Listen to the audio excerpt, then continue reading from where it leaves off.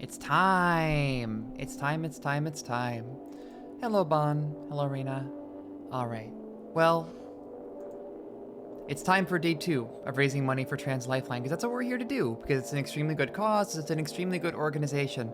Turns out, it is a really shitty time to be trans in the United States. Trans Lifeline offers emotional support as well as financial assistance via microgrants to trans people in need, and let's be honest, a lot of people are in need of support right now. So, through the infinite power of VTubing and my own homoeroticism, I'm trying to raise money by playing basically games with queer themes from queer creators or featuring queer characters, which I've been told this game checks all 3 boxes. So people have been telling me to play We Know the Devil basically for as long as I've been streaming, and I can finally do it. So let me recalibrate my camera, and more importantly, get ready to feed the boss, because there was an overnight donation by 116-bit to feed Hazel. So it's time to feed the creature. Hazel. Hazel. Oh.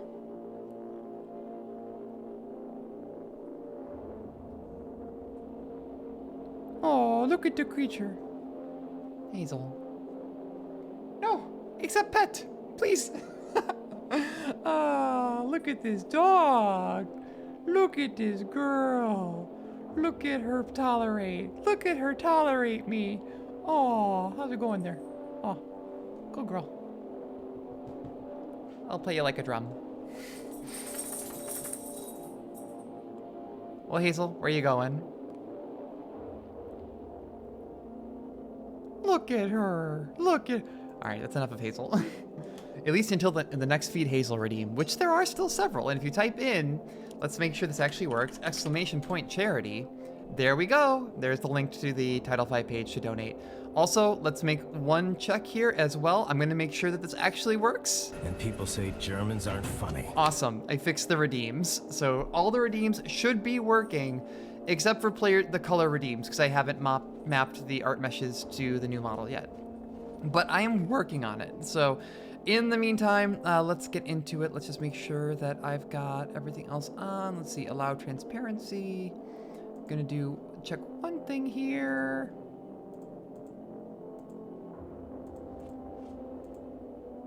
I'm gonna turn off the chroma key to allow transparency, and everything seems pretty solid. Let's get into it. So I have never played this game. I know people have been, like I said, been telling me forever to play it, but I'm totally blind here. I know that this is a game about knowing the devil, and that's about it. Also, that it is from the same team that made Heaven Will Be Mine, which I absolutely loved as a game about robots and feelings, but the robots are really metaphors for bodies. So let's get into it. Let's see, I don't know if this is voiced, so I'm just looking at voice sections because I feel like it. We're drenched in sunscreen and bug spray and incense. We feel gross, we look gross, we smell gross. We're sunburned and bug-bitten, and behind us is the devil, every annoyance of summer nipping at our heels. Being in the Summer Scouts sucks incredibly. The cabins are stuffy, the beds are gross, the food is grosser, the counselors only sing about Jesus and they won't let us have a transformation sequence. Dear God, can you imagine not being allowed to have a transformation sequence at camp? Ah, thank you, Bon!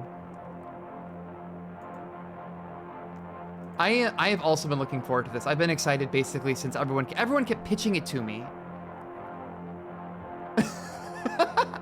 Thank you, Bon, and also thank you, Mysterious Friend, for the $50 donation. That's a good message. I could make you eat a jalapeno, but I won't because I'm a good person. Hey, look, I'm here to debase myself before the machine, so if you want me to eat the jalapeno, it's fine. I could make you eat a jalapeno, but I am a friend before I am mysterious. Thank you. Thank you, Mysterious OD Friend. All right. We can't wait a week until from now when the 3 of us are home in our beds. We won't have to think about what we do or don't deserve, and we can leave cleaning up to the devil or someone else. Ow! Ow! Oh my God, are you okay? Oh, totally. Totally fine. Ow. Are you sure? It looked bad. Nah, it's nothing. It's okay. Whomst amongst us. It literally looks like it fucking killed you. I totally promise that I am still alive.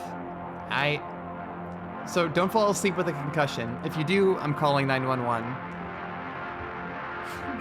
No, don't worry. I'm not going to.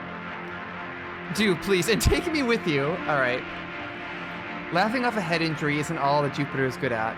She has the best grades in class, and coaches make her a starter or whatever team she has the most pressing need for someone who can do sports. She's a perfect role model except for how she always misses the winning goal and she always blanks in the last question. She leads when no one else wants to, which is always. Jupiter clutches her head. It hurts a lot. She thinks about her hands gently pressing her. She thinks about hands gently pressing into her temples. It's a relaxing thought until she feels the texture of fingers on her scalp. Ah, thank you, Erd.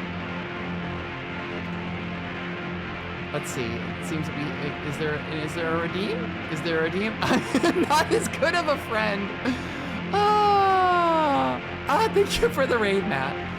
All right. Well, looks like for raiders. Yeah, the music is definitely drowning out. I was not ready for the amount of feedback that's happening in the background.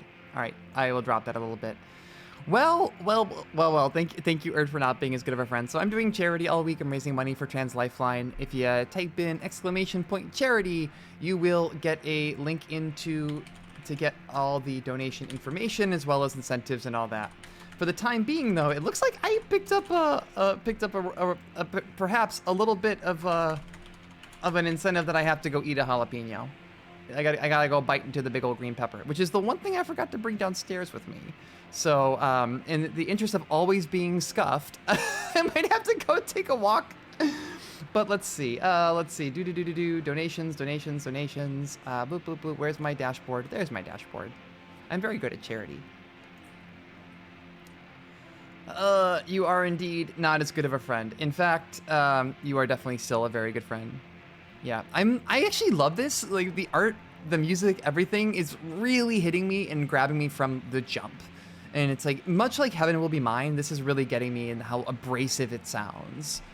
It's like, in the contrast of how abrasive the background droning is with just sort of the cheery summer atmosphere, you already get the sense of this, the clash and the tension between what I now know is 3 queer kids at a summer camp for Jesus. All right, thank you for the raid, Matt. I hope you have a good time.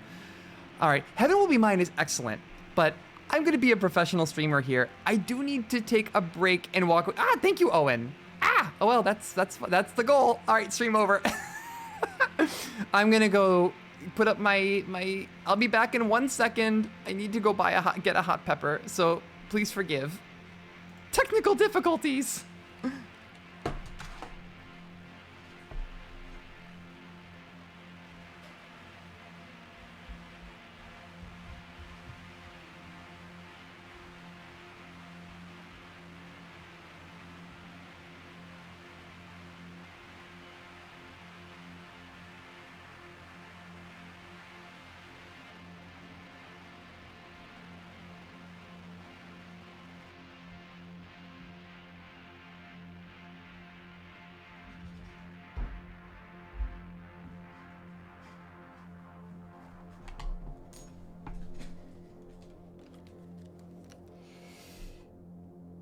All right, I'm back, and let's get the Hazel camera going just for proof here.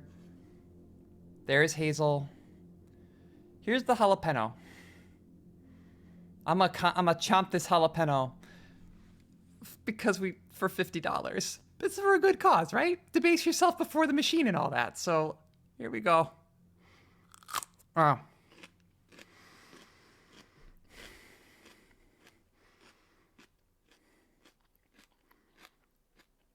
Oh, y'all can hear that, can't you? Ow, I hurt. Oh, man. All right, fine. I'll take a second bite. I will take a second bite, Ert.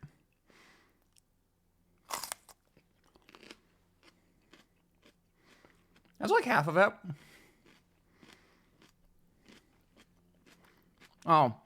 There are seeds in that one. Ow.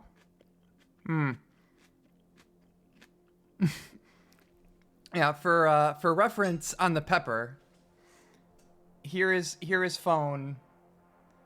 Here is pepper. So, yeah, that was a sizable one.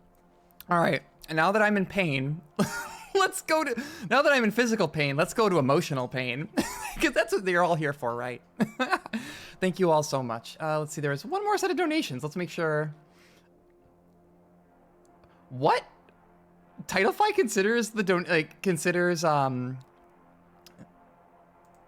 considers saying the devil a profanity? What the hell? And also, all right, we've also got one more redeem. I'm gonna catch up on redeems. Sorry, we'll get to the emotional pain later. For now, Hazel gets a treat. Hazel. That one's from Owen. Look at her. What a good girl.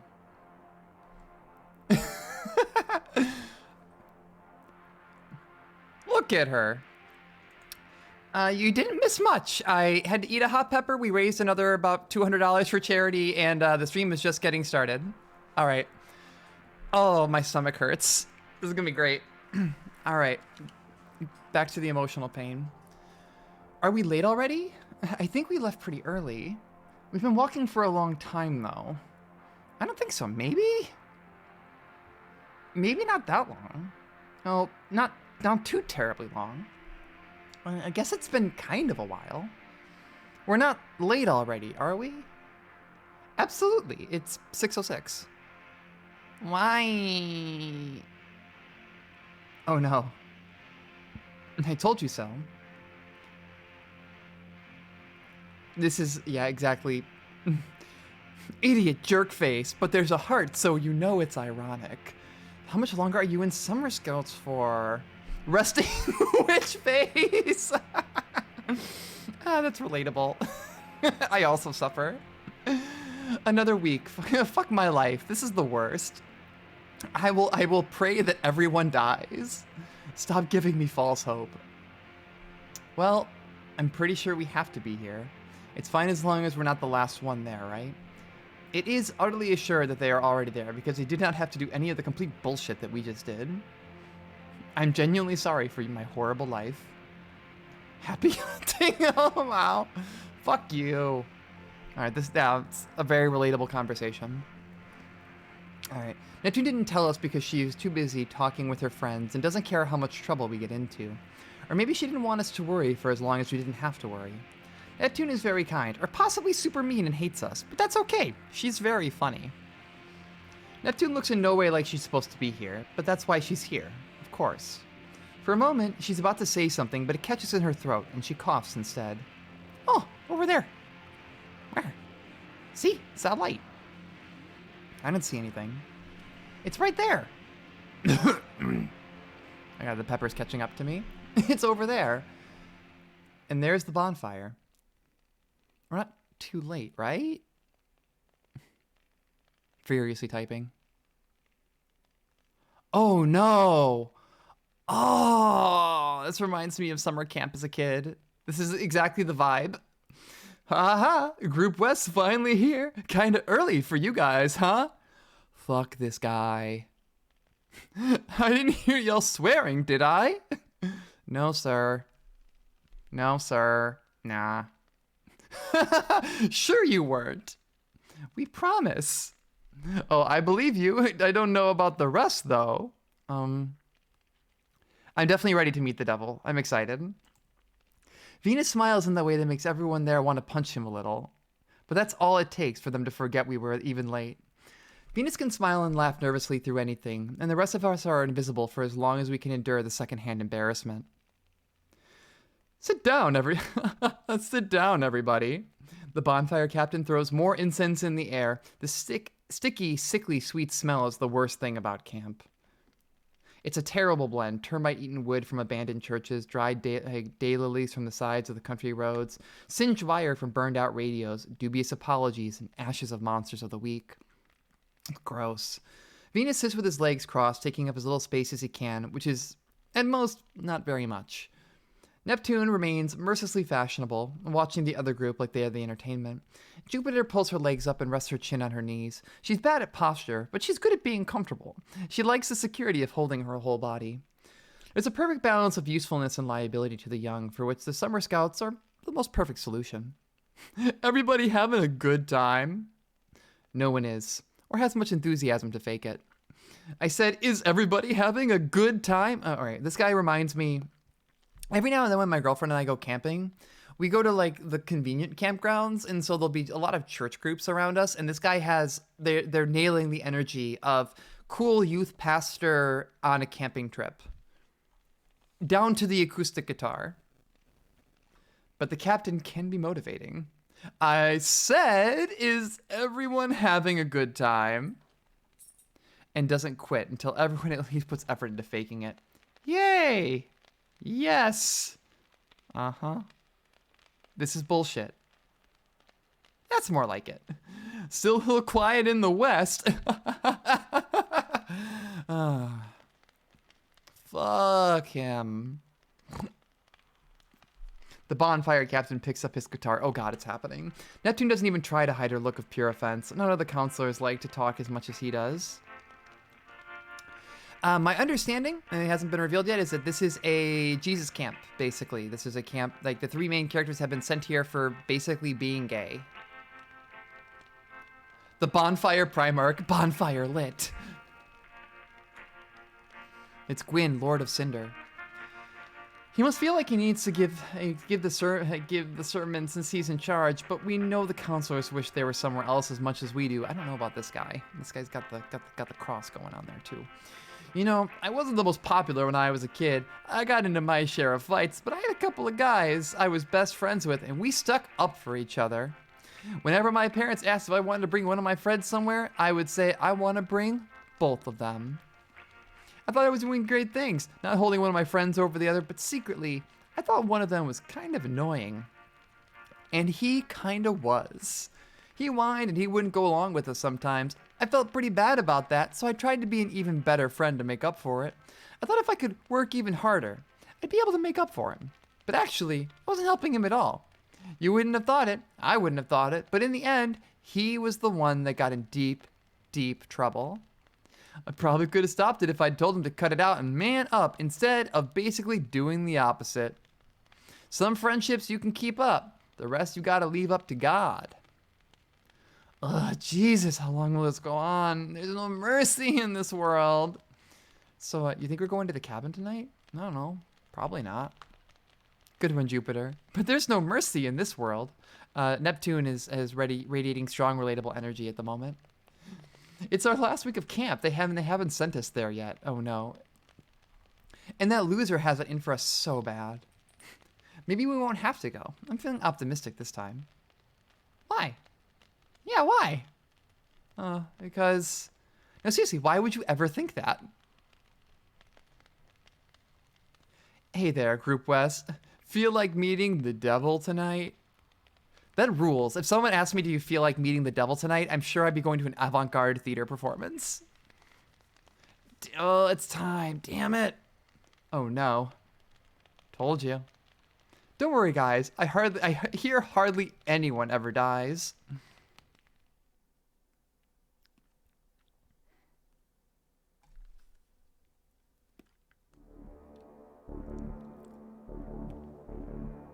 Raina, you've been around long enough to know I'm definitely down with the devil.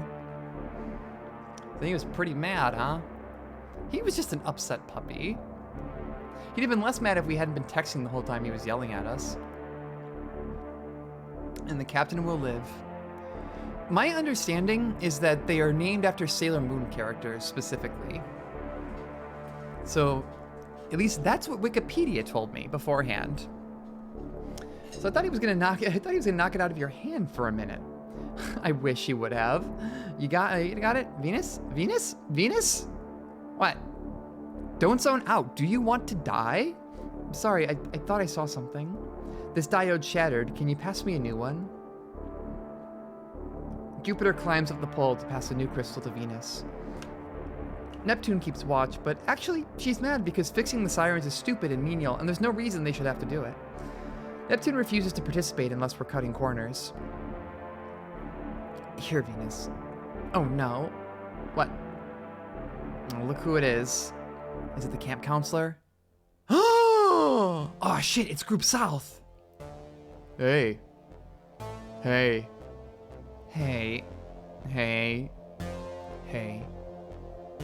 Group South doesn't look the same. We can't remember the names to tell the difference between them. I love that.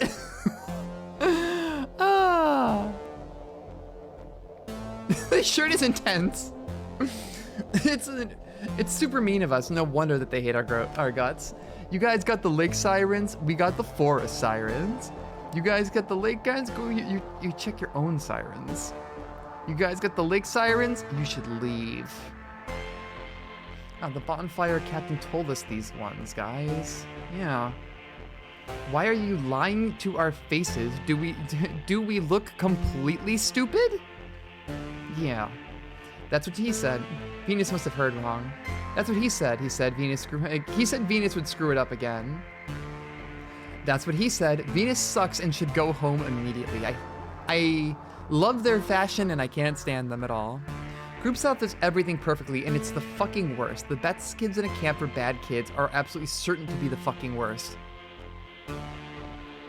Alright, so this is the part where I pick who gets involved in the next scene. That's how this works, right?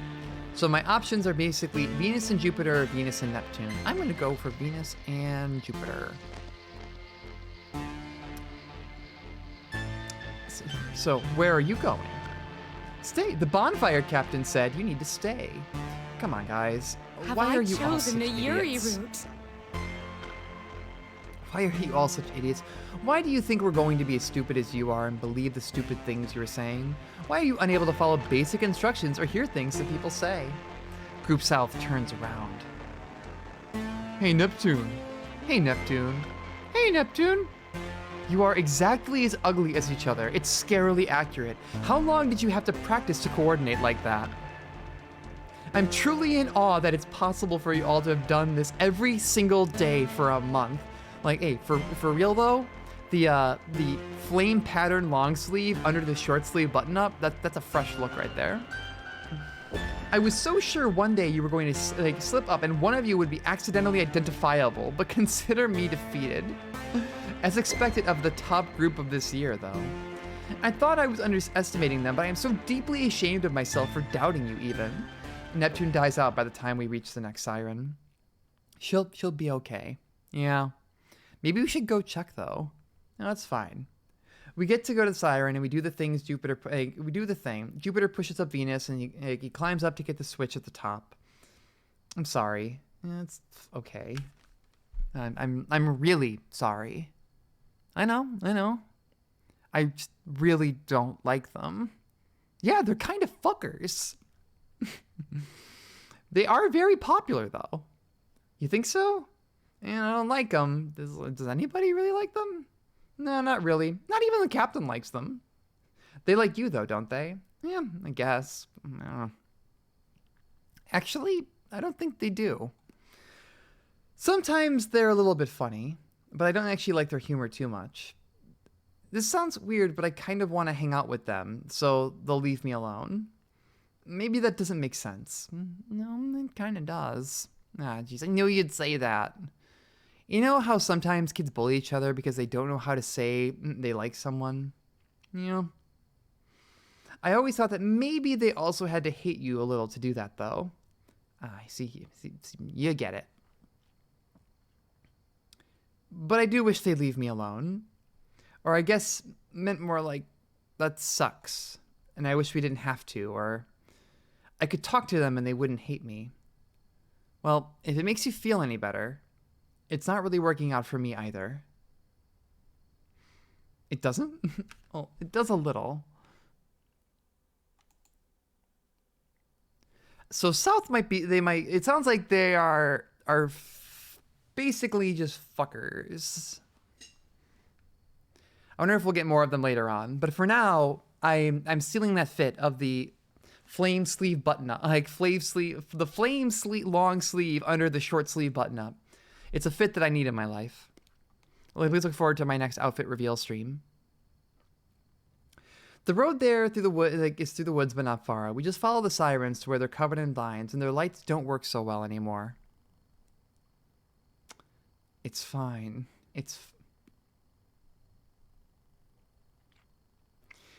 We still can't quite believe it's a house humans are supposed to spend a night in. It has electricity, unbelievably, and also illegally, because it would likely burn down and kill everyone. What is it? I'm trying to think of something positive to say, but I can't. It's a work of actual art. I'm truly impressed. In all kinds of ways. Seriously, I'm in awe. No ordinary idiot built this cabin. An ordinary idiot would have given up long before this. It takes a truly extraordinary idiot to keep it something he has no idea how to do. I pray we never have to meet him. What? I was just thinking. It's like guaranteed the captain built it, right? If you tell a joke with a face that straight, someone impressionable like Venus is going to believe you and be terrified for the rest of their life. I'm totally serious, though. You can't imagine how proud that captain would be of himself. He'd never think he was doing a single thing wrong, right? There's like half a dozen horrifying shacks here. He must have had so much fun. Oh, so the captain went ahead and built like a bunch of shitty cabins by himself. God, hold me, please. You've chilled me to the depths of my soul. Jupiter snaps her hair tie against her wrist. There's something wrong with the lock, though. Is it broken? I don't hear any static. It really is broken. Oh, that's so dangerous. No one would leave it unlocked like that, would they? No, they wouldn't. They could have broken it and not told anyone. That'd be just like Group East. So there's an East, North, South, and West. But Group South was here last. The good kids. Group South was here last. The best kids of the bad kids. Or them or anyone. They're all jerks who'd rather let the next group take the fall than fix it, so what does it matter which one it was? The crystalline whisker looks fine. Looks like someone tried to tape it together, but it must have come loose. It could have already been like this.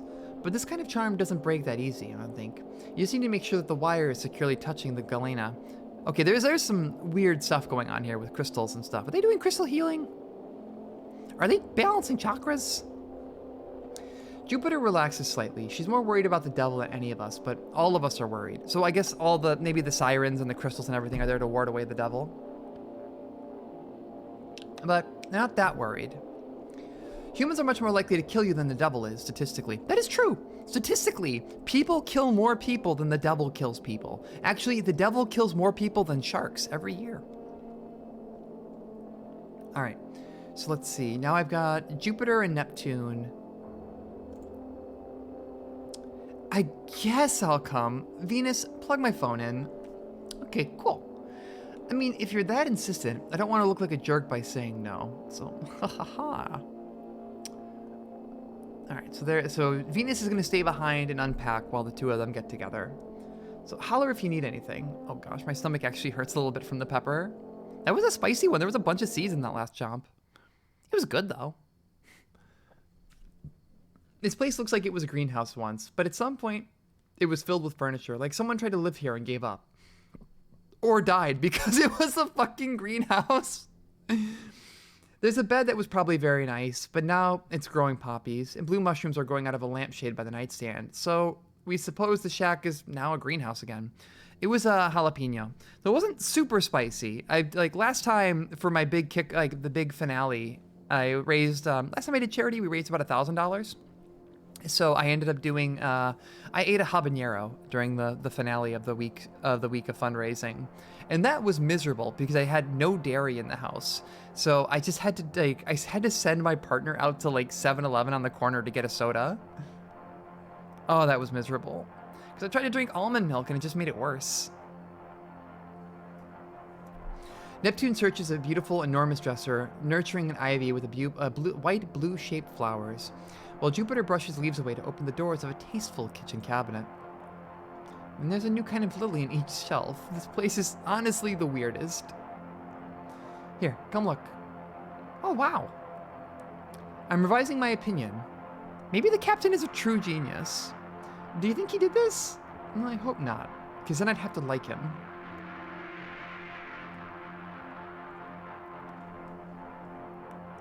The wood is warped or rotting, which we knew before we should put our weight on it, but didn't know well enough because the door and then half the cabinet and the whole cabinet slog away.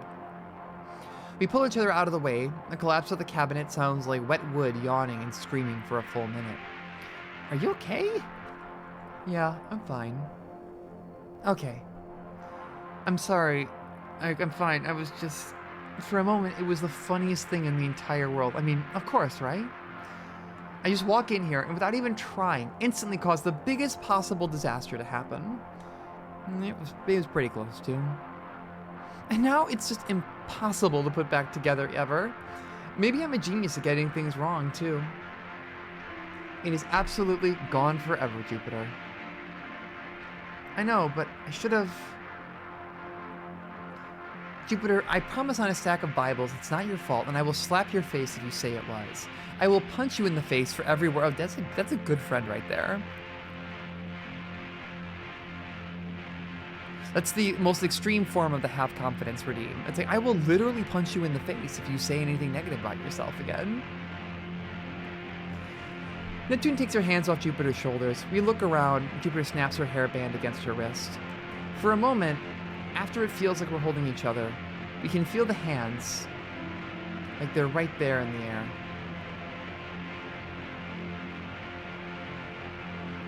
Aren't you fine? Aren't you trying to... So let's see. I wonder what's going on here. It seems kind of gay. You're so chill about everyone's bullshit, it makes me so mad, and then you won't extend even the slightest of that chill to yourself, and that makes me even madder. Can't you just be, like, a little less good?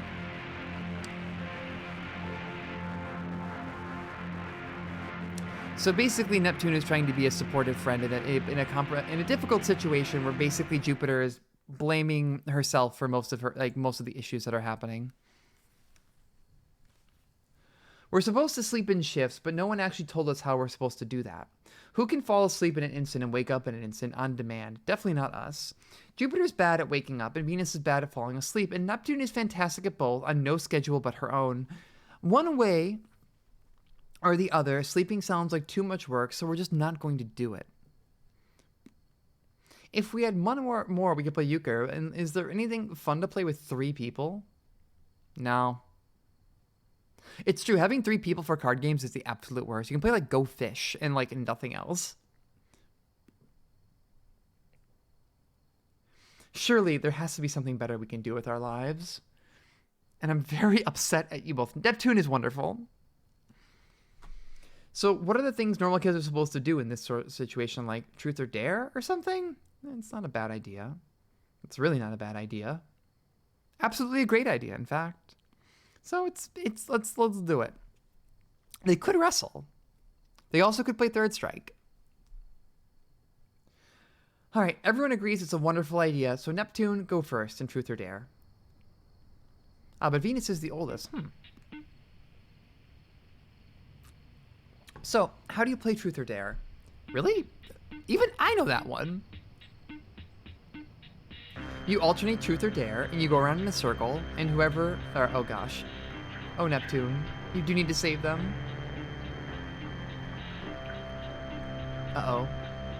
If I go first, like you just said, I ask you truth or dare, and then you pick, and then I think of something horrible. Alright? I can't believe either of you. Oh, wait then. It's too late. You already said I could go first, so own it. Okay. Alright, so who are we going for? Let's see. So Neptune, who are we asking? How about Venus? Truth or dare with Venus? Dare. Okay, what is it? What's it gonna be?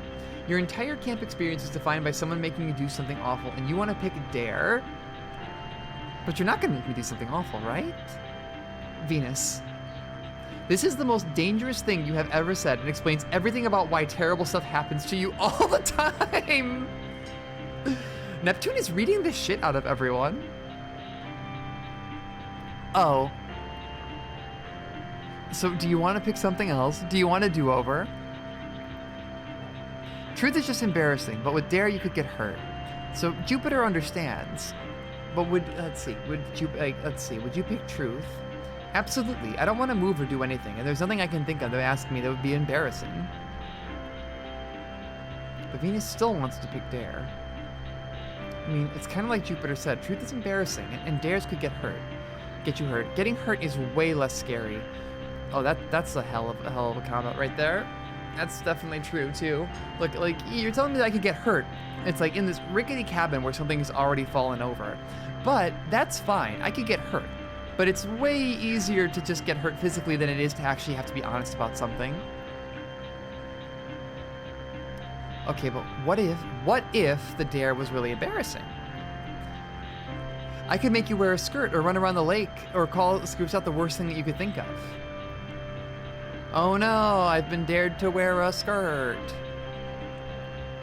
But those are boring and obvious. Think if I had some imagination.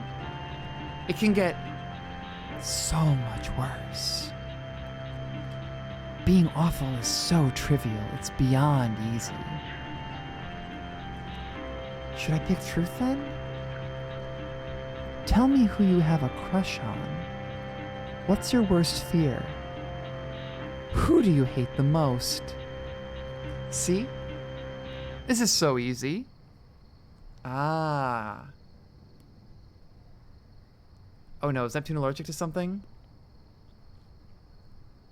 So it doesn't matter. Yeah, it basically doesn't matter which you pick, because no matter what, the dare can just be to tell the truth about something else. Neptune has played the most devious game, and Venus has played right into it.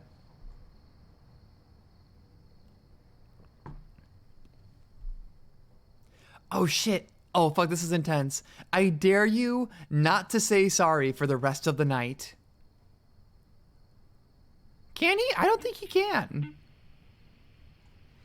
It'll fix something annoying, and this will make everyone's life easier, and all of us win. Is it really annoying? You shouldn't have to apologize for things you don't need to apologize for. Whoops. So what happens? Nothing, because this game is stupid and sucks. Oops.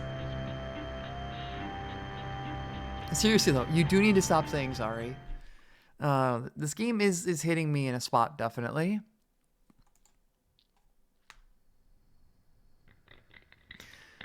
It always seems like the sun will never set until we look up and find it already has. The sirens buzz a little louder now, and they always buzz a little louder at night. The devil is weak and humans are strong, and that's the way that it's always been. Even a kid can kill the devil. All she has to do is try. I'm bored. We should make the rounds, maybe. Or we should just do something else. Yeah, like making the rounds. Or we could do something else. Oh, come on. It might be nothing, but if we don't check, we will get in trouble. Or, you know, we could die. Jupiter pulls herself up by her radio. It's long and thin and delicate, but then there's that awful weight at the end. Let's all go. Bring your radio. I'm curious, is the devil a literal truth here? Because it seems like that's the kind of the build-up with the crystals and the checking and everything, that at least in the confines of this camp, the devil is a literal, real thing that you can encounter and you can be around. All right, well, it's not like anyone's gonna steal it. But what if it comes by when we're gone? Ugh. Captain will probably care. And it's not good for one of us to be alone. So basically, once again, you have to keep picking who you're gonna exclude. And it sounds like even the captain was bringing this up. Like, I have two friends, and basically one of them sucked. So we should do something. So let's play Truth or Dare again.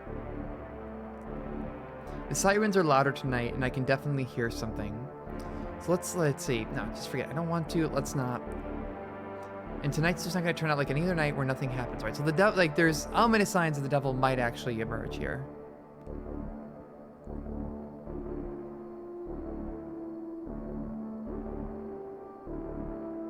The captain has a girlfriend? I don't believe that for a second. He's not going to bother us, and even if he did, we could just say we were totally just about to, or we did already, and hey, how's it going?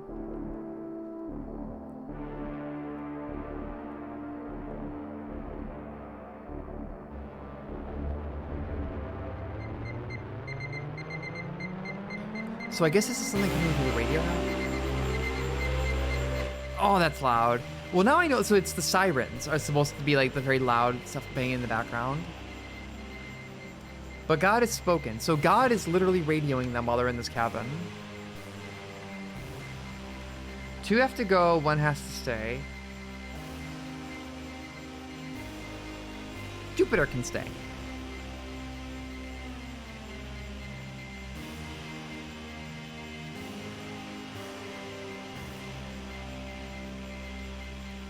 Like, I'm feeling it right now. It's definitely hitting.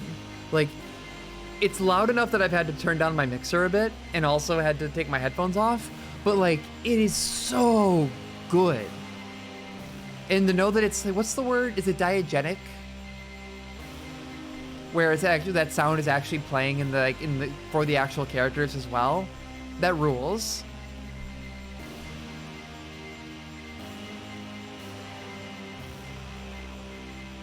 Yes, I got the right word. Putting my PhD to good use. The trails through the woods are wide and precise. Camp is supposed to be an easy adventure. The minimum expectations are low. Just don't walk off the path. Keep the lights on. Don't let the devil in your heart. Anyone can do that.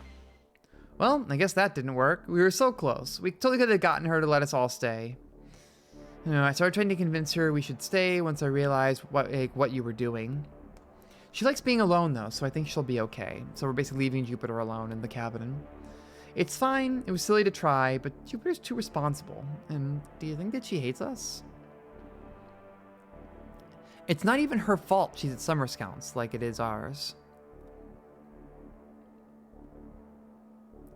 She doesn't hate anyone. She's like an aesthetic monk at not giving a shit. People stop walking over her because she doesn't care enough for them to get a rise, and that's the only reason people do that. It's so annoying. So why do you care about what she thinks?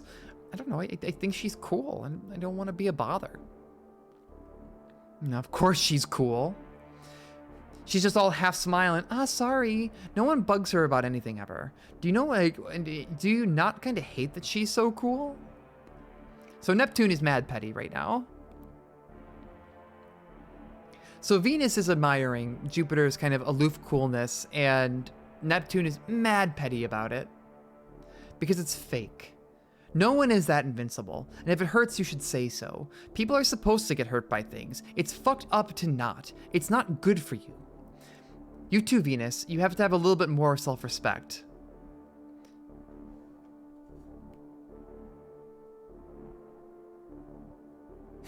Don't you want to make it easier for her, though? No. I want to make it worse. I want to make her... Neptune's character arc here is, I want to make her worse. I want to make it so bad that she has to say it. I want to hear it out loud. She shouldn't keep living like she's never going to get it off the tip of her tongue. But I don't think she's ever going to. I really do. I wish I was like her a little. But still, I'm glad that I'm not her. I wonder if maybe she wishes sometimes she wasn't either. Ooh, that's a dig right there.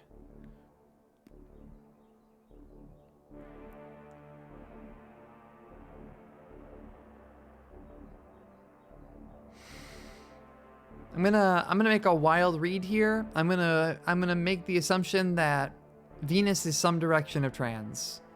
Just I'm putting that face down in defense mode.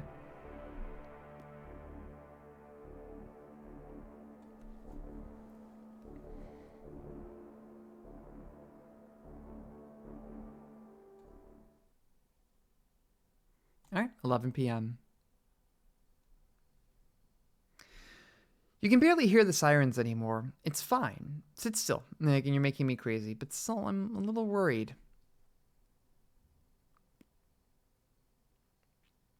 All we literally have to do is chill. And we can do that, right? Right? Well...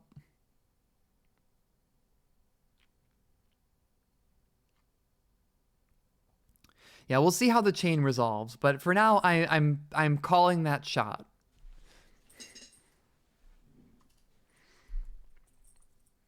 There's something about the always saying sorry and the being the one that says, "Don't you ever wish you just weren't yourself?" That speaks to something deep in my heart. So I'm gonna go ahead and play that card. It was mostly the saying sorry though. Yeah, that's uncomfortably close. I am definitely a sorry gay. The bottle's half drunk and sticky and smells of paint thinner, sugar, and artificial flavoring. And that is exactly what it is, along with some additives that will shave years off your life. Oh gosh. No, don't drink it. No. Yeah, Venus is definitely. And now refusing to drink because you're underage and saying it's illegal.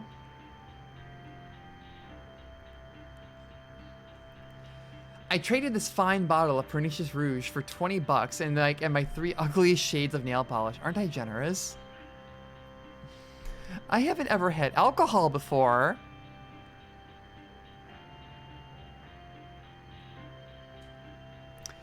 Oh god, it hurts just to smell. Are you sure this is something people can actually drink?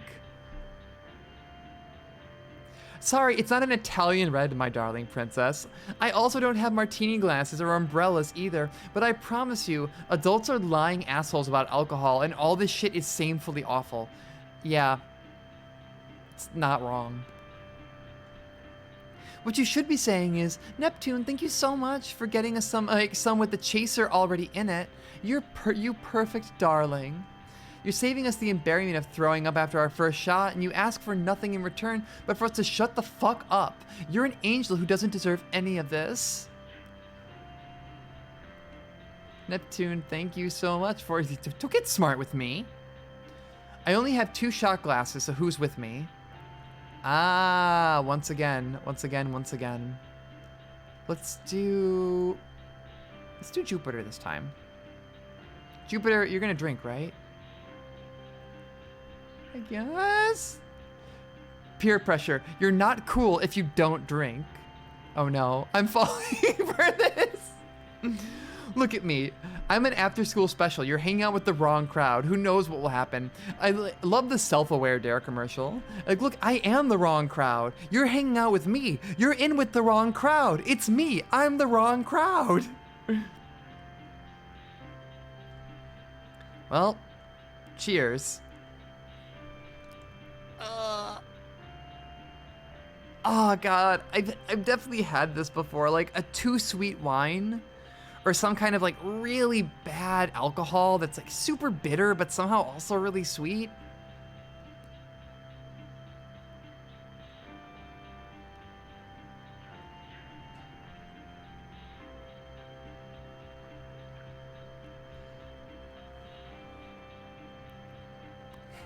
It's too late. You're corrupted forever, and the only choice is to drink until you are drunk and hungover so you can learn an important lesson about life and peer pressure or whatever. I respect Neptune's commitment and respect for their sense of self, which is, I know why I am at the bad kids camp. It's because I am a bad kid.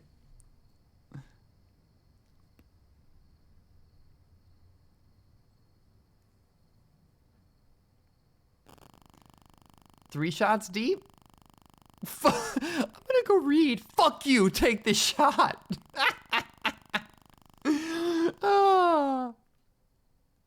Oh no, they're having Malort, aren't they? What is this flavor? Is it watermelon? Is it grapefruit? Is it dirt? Your dad's incredible. Is he Vin Diesel?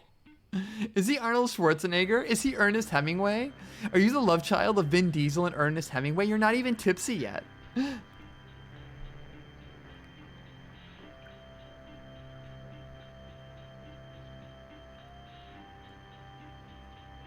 Oh boy, did Jupiter just drop something big there?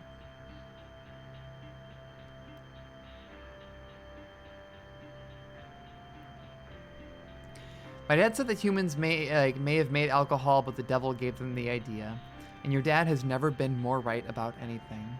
The worse it tastes, the more the evil it makes you, and every kind has its own sort of evil in it. I think alcohol is incredible like that. It's so different. Like, red wine makes you vivacious, but kind of weepy. That's true. Wine drunk is a powerful drunk. And beer makes you lazy, but prepared to yell. Sometimes. How does this awful alcohol make you feel? I want to break a window. Who's amongst us has not been there? Well, here it goes.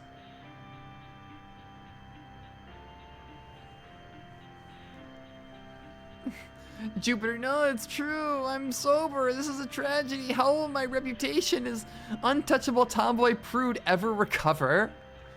Oh, let's see. Damn, Neptune is reading everybody.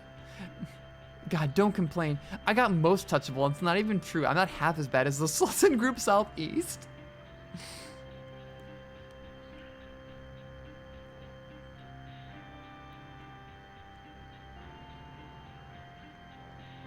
And they just keep drinking.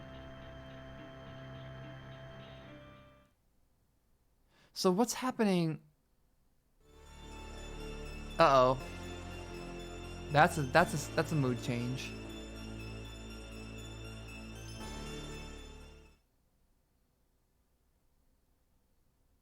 She's definitely not fine.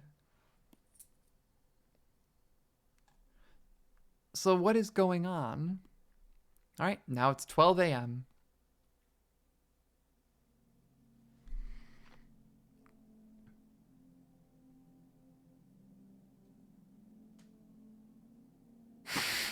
That's how you know you're drunk, when you start questioning whether or not you're drunk. This game is wonderful. I'm really enjoying this. I hope you're doing well, Evie. Oh.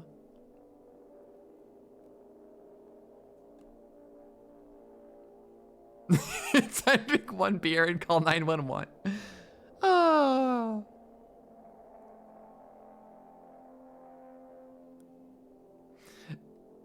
Venus dropping. Venus like, I wanted Hufflepuff, but the quiz gave me Slytherin.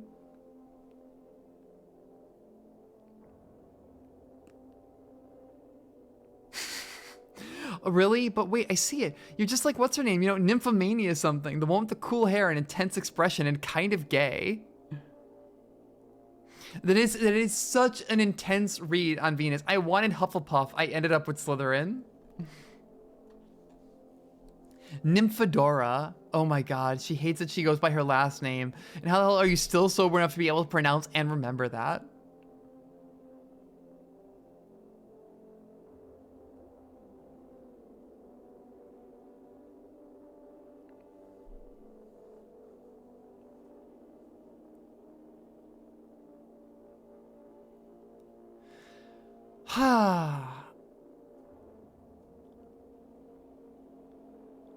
Are they finally drunk? 10 billion points to these 3 disaster kids that got drunk in a cabin.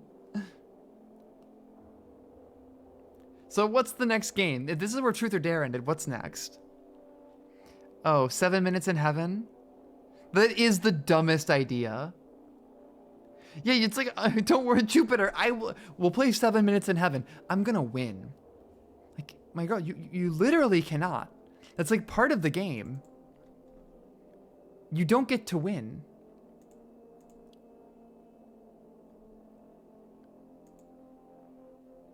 But I guess that's how it goes.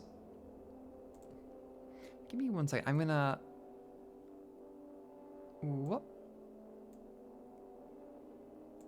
I'm gonna try something powerful here. What? The screen outline is bugging me.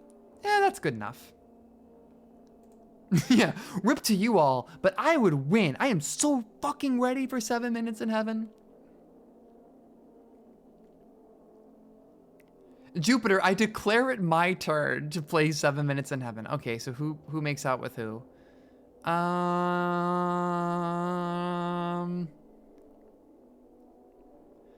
don't want to keep ostracizing Venus, but also, all right, I'm gonna shuffle back and forth and randomly pick one of these. All right, there we go.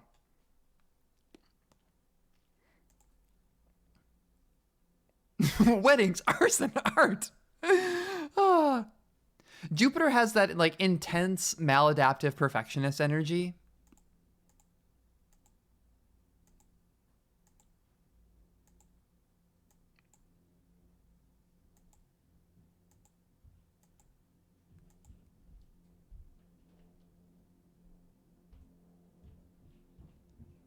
What? You mean I don't have to reveal my UI? You mean I don't have to chroma key stuff? Where's the fun in that? You're telling me that things can just work? That's impossible. That's never happened in my life.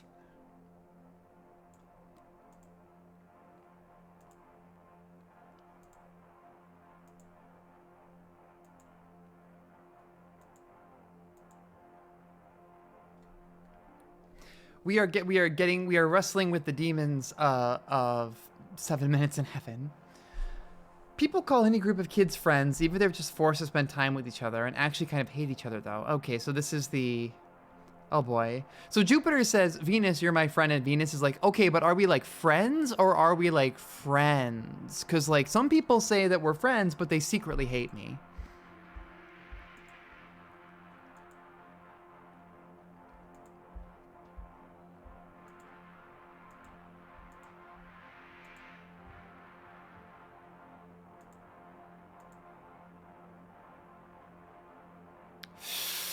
That's a line. You're not like other boys. Yeah, but it would be much easier if I was.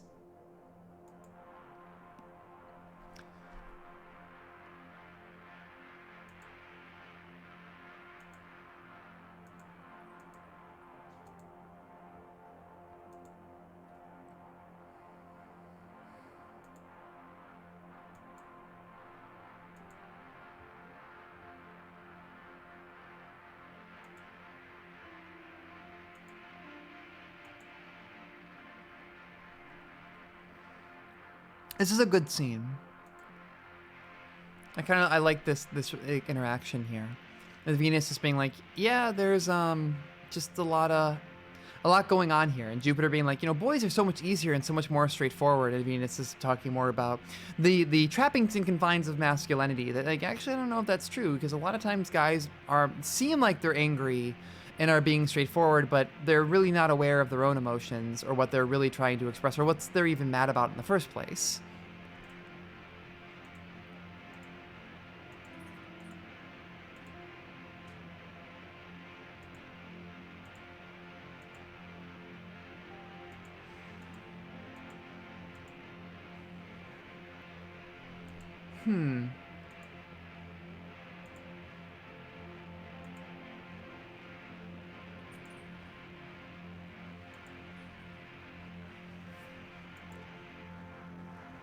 This is a rough scene. There's like a lot of hard stuff going on here. So Venus, like, even Jupiter saying, like, we are mean to you, like, we bully you, Venus. And Venus is like, I don't know if, like, it doesn't feel like it. And it's like, you're not sure if are they not actually bullying, or is Venus just so used to it?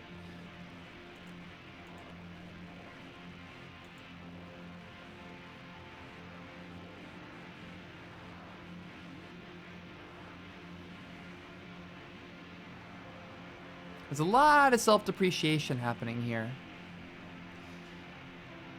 I know I'm bad at getting anyone to like me, and I'm weird, and everyone else can deal, even though I can't. But I can't. I'm just going to be like this. I'm not like this. I'm not going to be any different. So you're basically asking to beat up.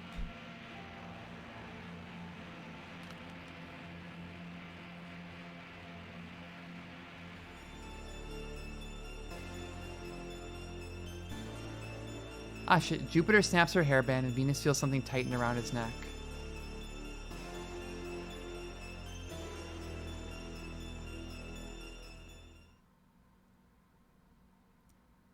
Oh, God.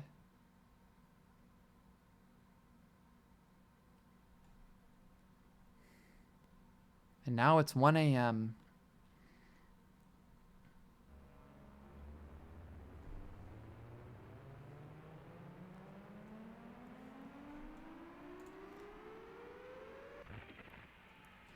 The room fills up with static from our radios, and there's another sound mixed in with the static, but none of us can tell what it is, whether it's music or talking or some kind of sound in between.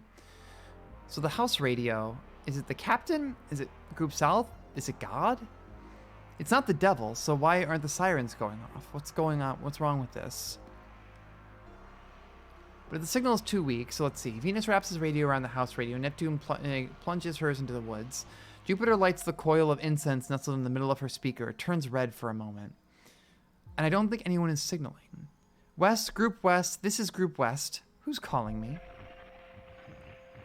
Even the devil can use the radio, you know? The devil could do whatever, and if you worry about every little thing, that's just another way that he can get to you. So this has got to be, this is like the devil is literally real, is a real presence in this story.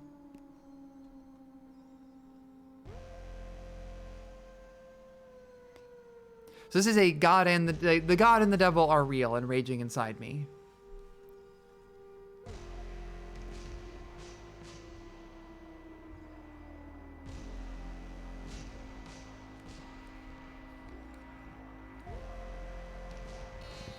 You see, that's a common misconception. I'm actually not a deer. I'm a not deer. I'm a deer, but a little fucked up. Which actually means I should know more about the devil, doesn't it?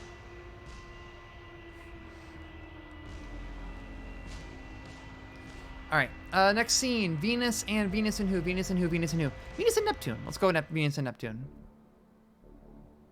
Scream if something horrible happens, but...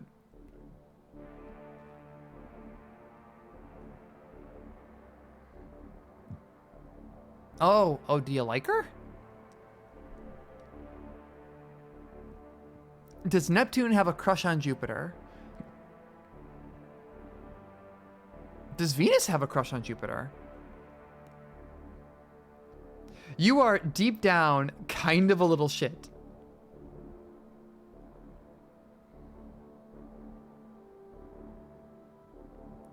I don't like being mean. I don't want to be mean, so I try really hard not to be mean. I don't get any of these just kidding because it's not just kidding. So Venus is basically... I'm getting...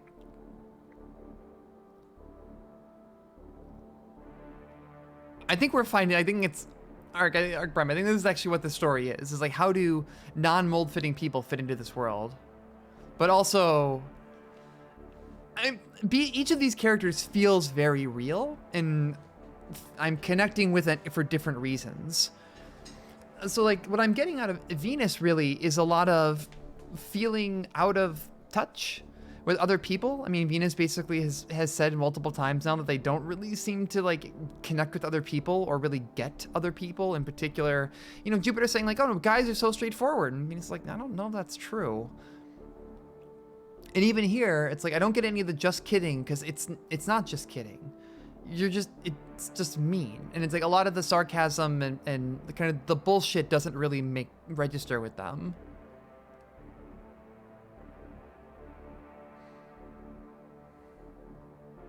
Ah, shit. Truth or Dare comes back.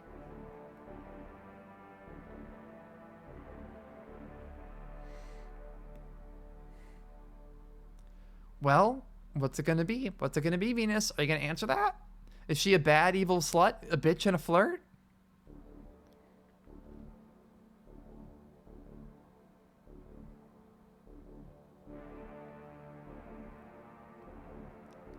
That's a hard read. That's also a hard read there. Thank you, Sass. And take care. This is a good one here, too. I like this scene a lot and where this is going, of Neptune bringing up like a lot of how the things that quote unquote make Neptune bad are things that have been put on her by other people.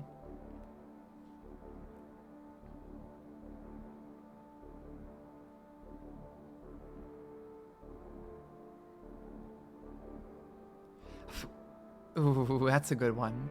Venus, but like, aren't you supposed to turn the other cheek? And Neptune shoots back. You ever just think that the people who are telling you to turn the other cheek just love slapping people?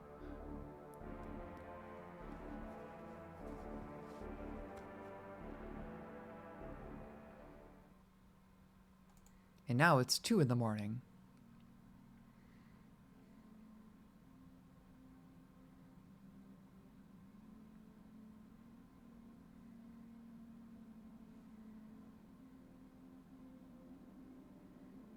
So is the devil actually coming here? So they arrange the radios in a circle.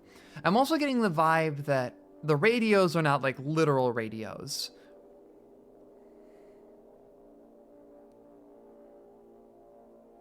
They're like figurative radios. They hold hands, they're looking for the signal. They can tell the difference between the God and the devil. Finding God is easy. He's 109.8 FM, will rock all the time. God, God plays Radioactive by Imagine Dragons.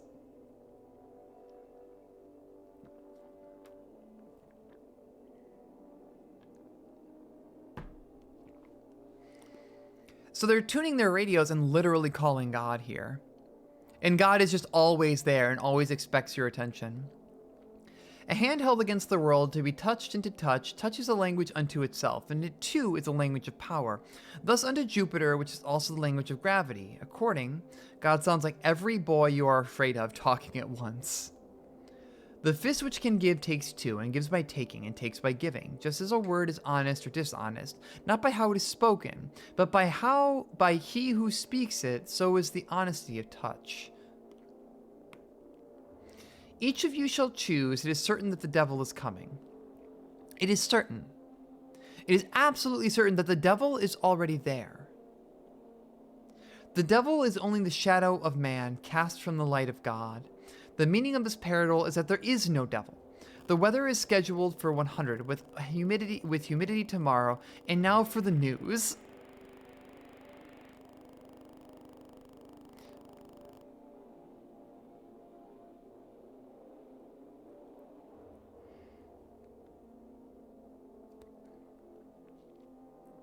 It's not like being the devil means you're going to die. The devil sometimes just happens.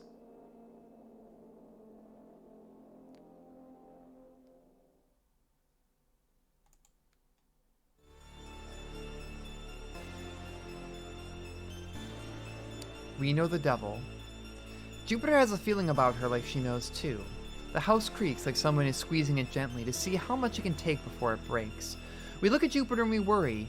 She's even more far away than usual. What do we do? We're expecting her to know, but right now she looks so tired. She just snaps her hairband against her wrist. And we know. And we can wait. Can we? Sure we can. We can keep waiting. Dawn is 3 hours away, right? It'll be here before we know it. We don't need to know who the devil is. It's just a phrase, right?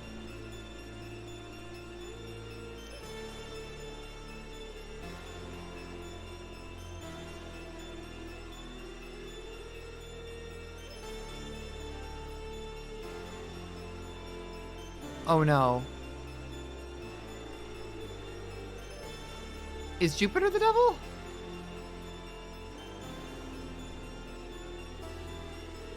Oh no.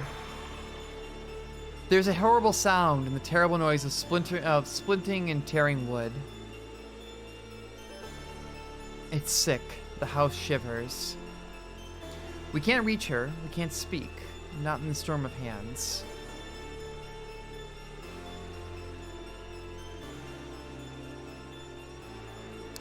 So Jupiter, who is seen as like the good kid, the person who's putting on airs.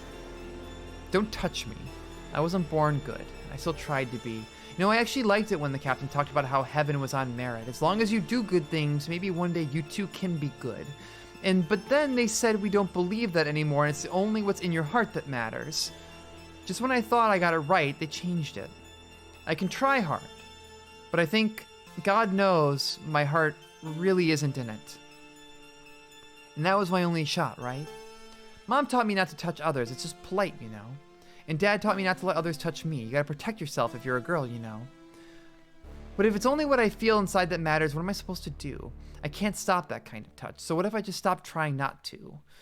It feels so strange and weird and bad to stop, but I really could, I think.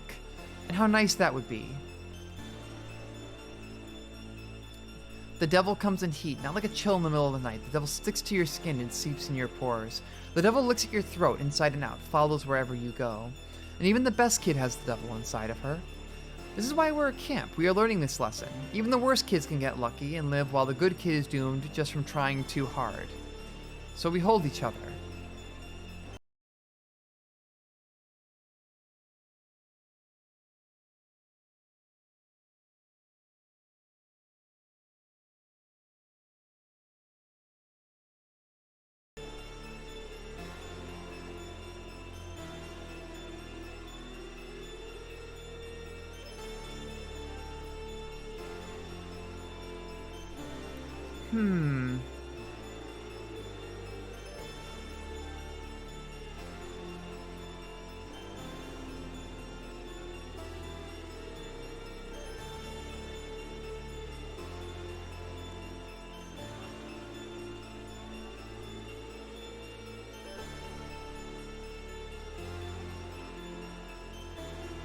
Well, it's now 4 in the morning.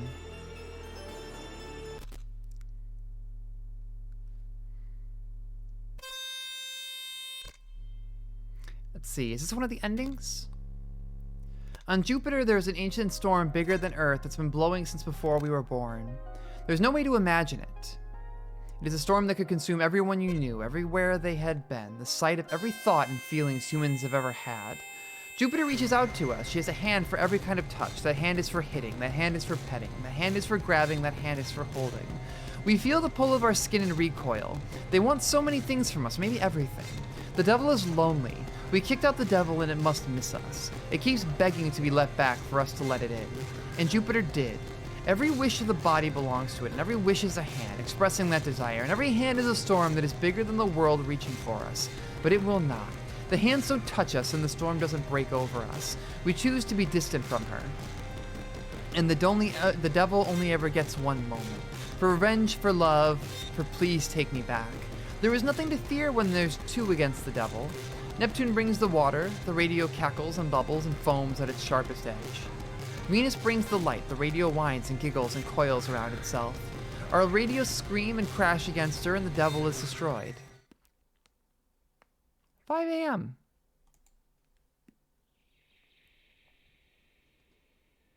So did she do it on purpose?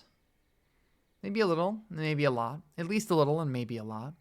Jupiter looks so peaceful was the first thing that came to mind. We both thought it would be us, so it still feels strange to be looking at her like this. Not in a bad way. We're not upset at her. We just want to know why, because it was so clear for us. Back when we were talking at the campfire, I thought it would be me. I was so sure. But I guess I'm wrong sometimes. It's when they were putting up the lights. I saw it in the corner of my eye. And then Group South came, and I felt so, well, yeah. The smell of incense is awful in here, but outside the tent, the groups are tying rags to their faces to endure the smell, while they try to smoke the whole forest out. So they had the privilege of being on watch. It shouldn't have been her. Normally, you're like, don't patronize me, but it really should have been one of us. Either of us. Doesn't matter which, but it shouldn't have been her. Jupiter moves in her sleep, and Venus moves a candle out of the way.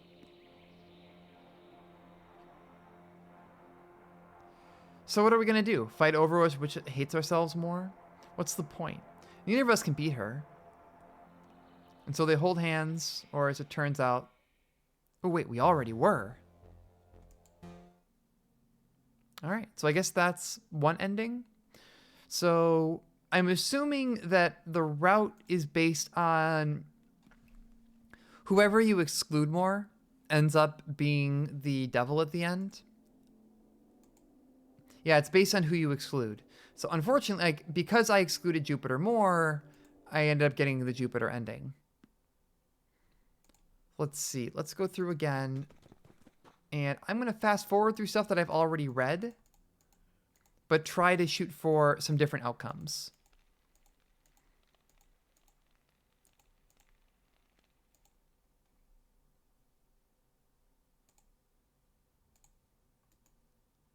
Hold up. Gotta ban somebody.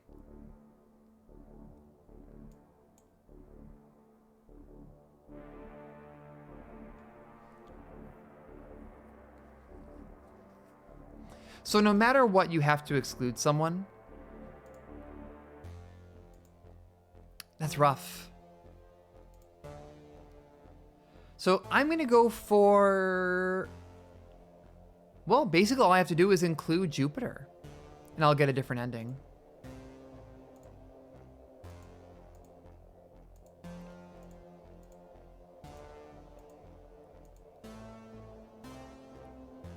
I left Neptune last time, so this is the same thing.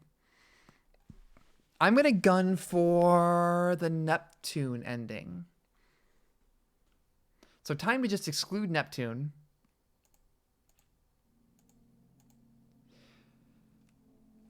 I still like it though. I love I love the diagenic sirens. I love the way this is set up. I love how strange it gets.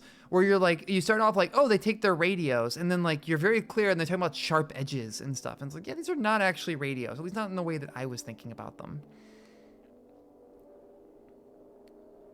All right, include Jupiter. We're not getting the Jupiter ending. The magic realism is extremely good in the way that it builds and you get pulled into it. So by the end, you're just like left wondering, okay, what is symbolic and what is real?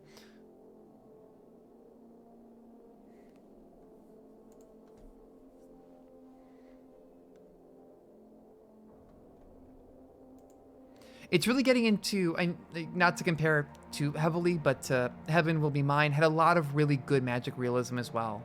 Particularly where you're like, cool, they're robots, and then very clearly it's like, no, these are incomprehensible metaphors for bodies and bodily autonomy.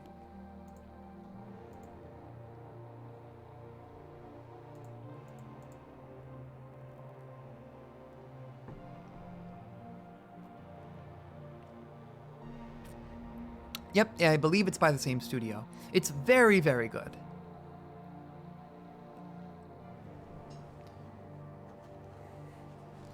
Yeah, Heaven Will Be Mine really sticks out to me. If you asked me, like, what is my favorite visual novel, it's pretty high up there. Like, Valhalla, Heaven Will Be Mine. I'd put Perfect Gold in there. Perfect Gold is very nice.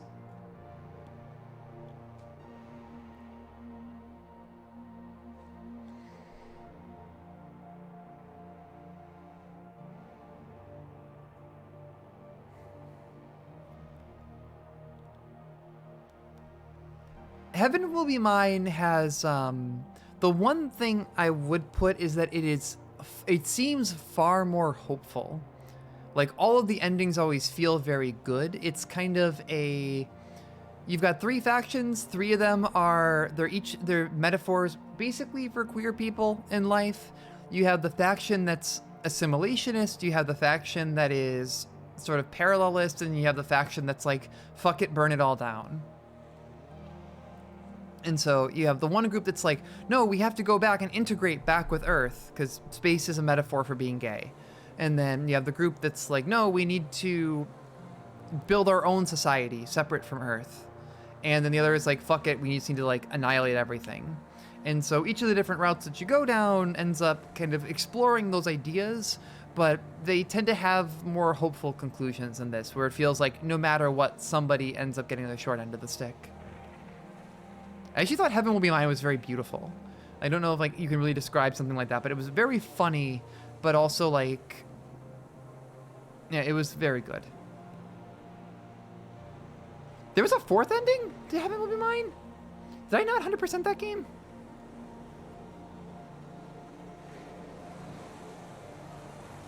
Oh, there is a 4th ending to this. Okay.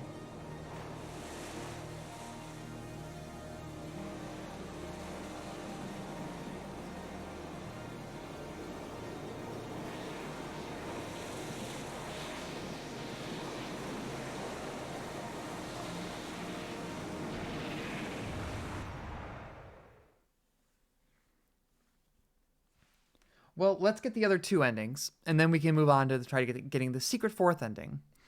So we're supposed to sleep in shifts, but no one actually does it. Okay, so let's fast forward to the choice again. Let's see. I am going to make sure I always include Jupiter. So last time I did this, I want to say I included, let's see, this was the Dare. So let's do Jupiter and Neptune and see what happens. All right, fine. Jupiter, okay, Truth. Who do you like? Oh, damn. Oh, damn. Jupiter, do you like girls? No Mercy and Truth or Dare. Let's go. Oh dear. She got the sweats. Sweats and gay. Have I chosen the Yuri route?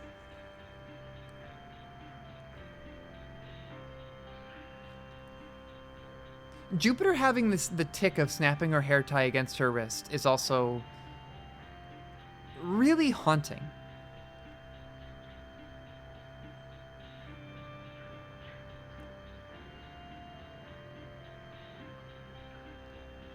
Ah!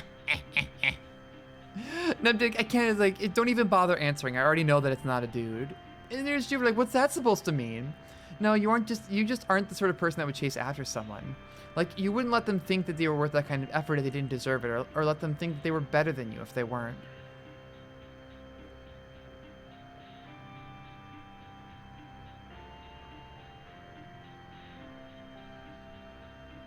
That's a rough question. He's like, haha, no one would ever want to date me. And it's like, well, do you want to be dated?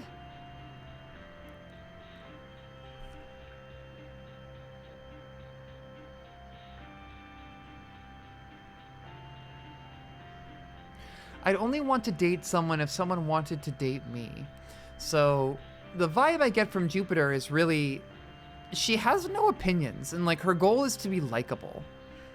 And so she's just going to kind of be whoever the people around her want her to be.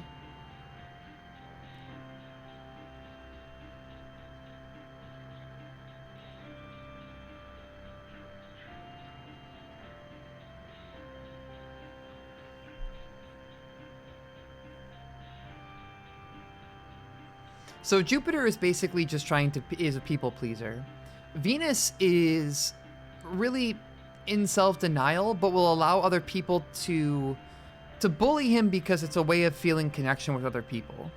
And so the sorry gay trope here is that Venus is just kind of letting people basically take advantage of them because that means that the people are paying attention to them. It's how they know that they're being included.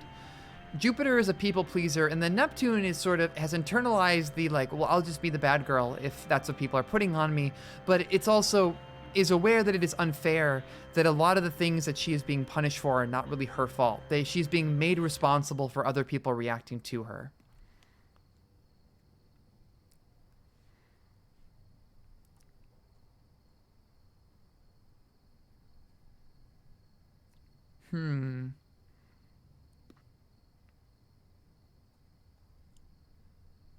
All right, so this is the alcohol scene now.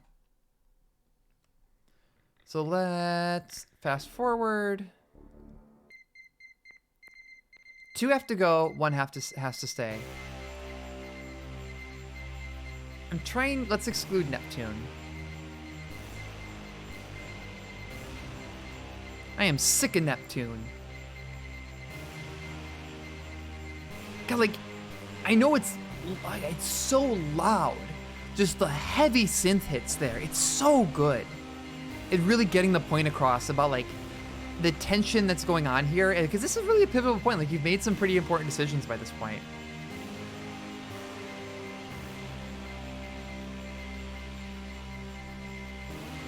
So we leave Neptune making marks on the outside of the house precisely with her radio. So this is the thing. Like, here's another bit. It's like with her radio. It's like we leave Neptune making marks on the outside of the house precisely with her radio. She's good at everything. So it's like they're marking the outside of the house with the radio. It's a weird, unknowable thing. It's not actually a radio.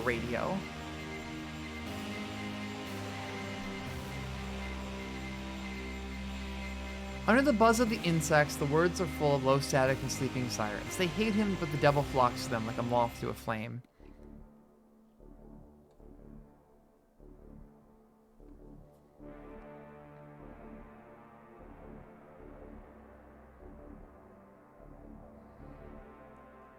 Yeah, so my mom says that anybody who's mean has been hurt, which is everyone, so I guess it's kind of a stupid thing to say, but my mom is mean like that.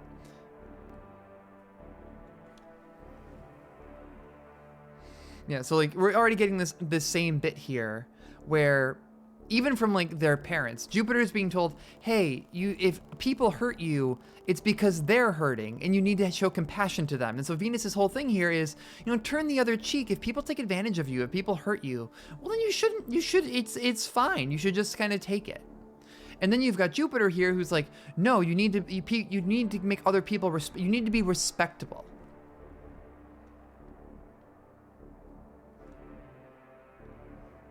But I have an important thing to show you all.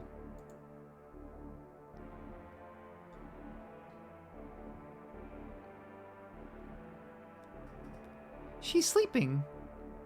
Look at the creature. She's asleep. Oh, is she awake now?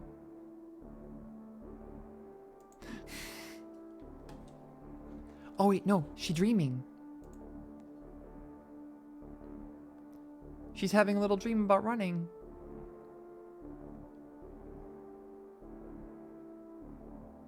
Aww. We know the Hazel. She's having a sweet little dream. I used to get really freaked out because like she'll run in her sleep, especially if she's sleeping on her side like that. She'll like paw at the air and everything. And I'm like, when I first got her, I was always like, oh my God, something is wrong with my dog. And turns out it was just her having dreams. She's a very sweet girl.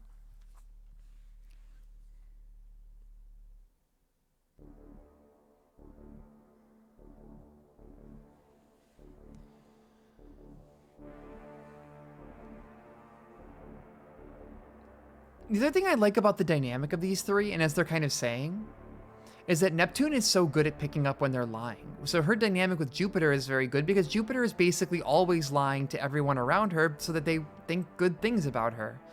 And then Venus is excessively honest about not having any self-esteem.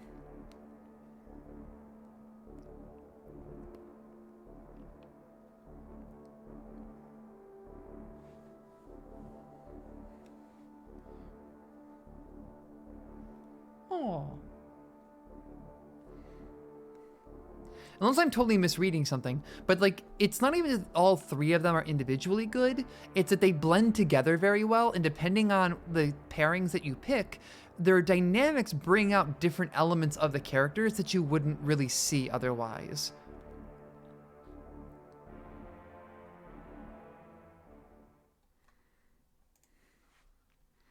I'm curious what happens when you exclude Venus. All right, so now let's see. Who is drinking? Venus is drinking.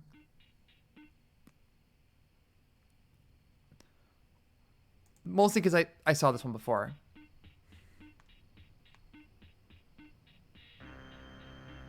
Yeah, that's like a big piece there. That's a good one. That Venus is desperately trying to not be mean. And even in being full, and trying to be very honest, but being honest sometimes is a way that ends up cutting way deeper and being way meaner. Like, they're trying to always avoid hurting anyone or being hurt, but it's not possible. And actually, their avoidance of trying to be hurtful or be like engaged with that ends up hurting people around them more. It's time for Venus to drink, even though it is illegal. What's gonna happen?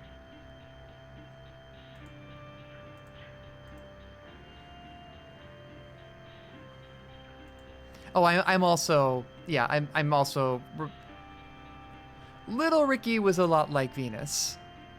Actually, probably more like somewhere in between. Definitely not Neptune. I was definitely like a big people pleaser.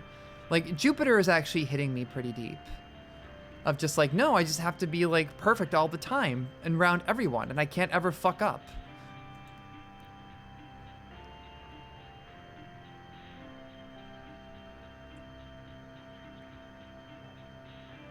All right, Venus.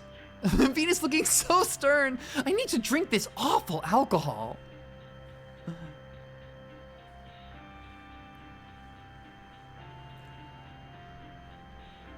We'll see. I wonder which of these three will end up being the most relatable by the end. Right now, I have a lot of points in the Jupiter bucket.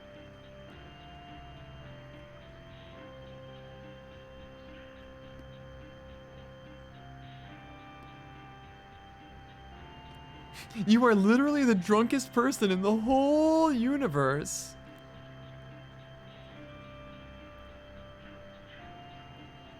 Whew! Yeah, here we go. This is it. Venus gets a little bit drunk and just starts being excessively honest. Your problem is that you hate yourself. And then Neptune is like, of course I do. Everyone hates themselves.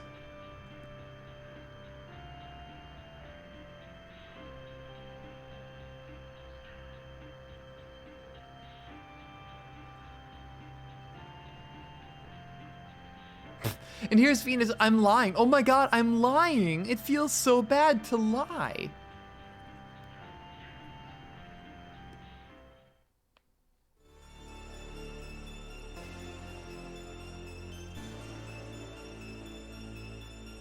And Neptune goes to throw up.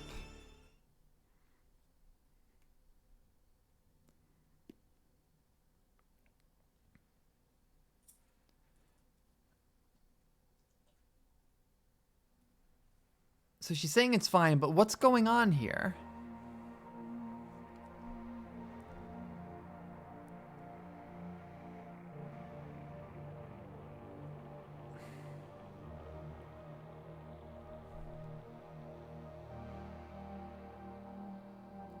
It's a really, yeah, it is a good touch that she hid this from Jupiter, but if you do the scene with Venus, she actually she doesn't just push them away. Yeah, like, the problem is that you are very nice, but you actually want something, but you won't tell people that you want the thing. You just want them to figure out the thing that you want and to come up with the correct answer. And yeah, this is it. This is a very, very hard read. And I've known this person, and I've met this person. That it's like, and I've been this person. There is something you want, but you don't say that you want it. Instead, you are just nice. And you think that being nice is going to magically let everyone figure it out, but it doesn't. And until you figure out and say what you want, you're not going to be able to get it. And so your kindness and without being able to express yourself is itself a kind of cruel. It's like, is itself kind of a cruelty. It's like you want other people to just figure you out, but you aren't willing to disclose or be really like honest about what you want from people. And then this is the turnaround. You think that being mean is just being more honest. So Neptune has like, the vibe I'm getting from her is that she has a cynicism to her. Like, if I'm just mean about shit, then it's like, it'll just be better. All right, so they finished the bottle. This is the midnight scene. Let's see. We're excluding Neptune. Get out of here.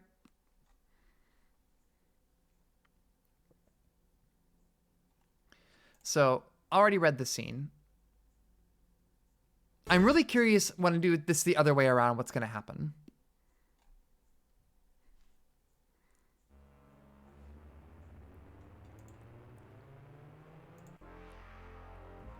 Fast forward through what we already saw.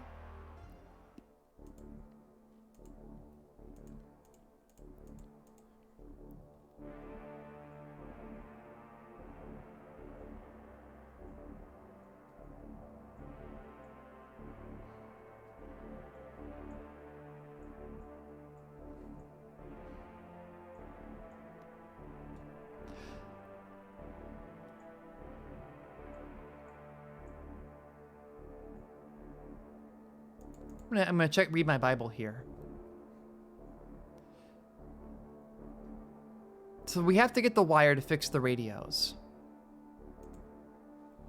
So we're leaving like Jupiter behind.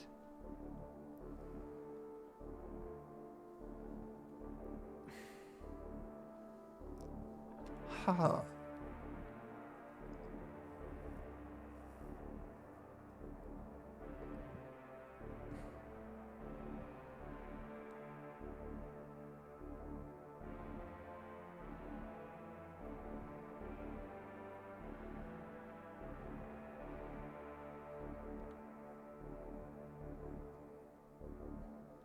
This is the good scene. So Venus is basically just throwing this out here of like, hey, you work so hard, but sometimes things don't work out. Doesn't that make you mad? And Jupiter has to reckon with that. Jupiter, who is always trying to be perfect, trying to always have good impressions and trying to do the right thing. And being told, but you know, then how do you feel when you're putting all this effort in and things don't always work out? Oh, this is important. But there are some things that are beautiful in this world, like the fact that greyhounds sleep on their backs because they have no body fat. Look at this dog. Look at this dog. She's sleeping next to me while I get to know the devil. Yeah, it's called the roaching. So I guess that's what it's just one of the ways that greyhounds sleep. Because it gets really uncomfortable for them if they sleep on their sides, so they end up sleeping on their backs. Which is very weird. I guess borzois do it too. It's a sighthound thing, I guess.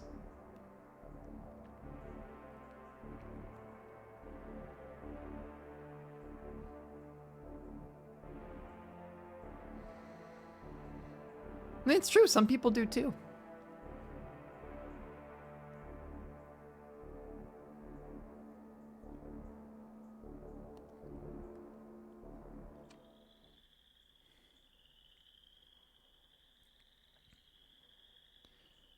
So Venus, what's going on here?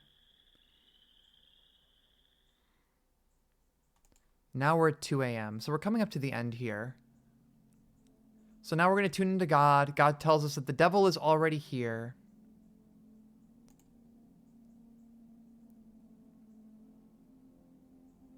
So it's certain that the devil is coming.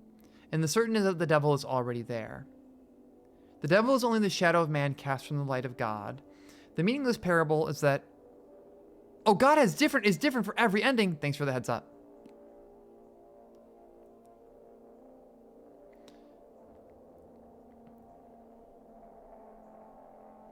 All right, back to God. All right. A method for the extraction of bile. Create incision on the middle finger. All the water of the body can be thought of as a single ocean, as one drop. God sounds like every boy you're afraid of talking at once. And extract the resulting ink, place it in a vial, and explain to it the worthlessness of the treasure of earth. Break it against a mirror, the cause of vanity. Each of you shall choose. It is certain that the devil is coming. It is certain. The devil is only the shadow. I mean, there is no devil. The weather is scheduled here, and Jupiter shuts off the... so let's see. Jupiter, I don't want to do this. We should have called the captain, but we didn't. It's okay. It's not the end of the world. It's not like the devil means they're going to die. The devil just happens.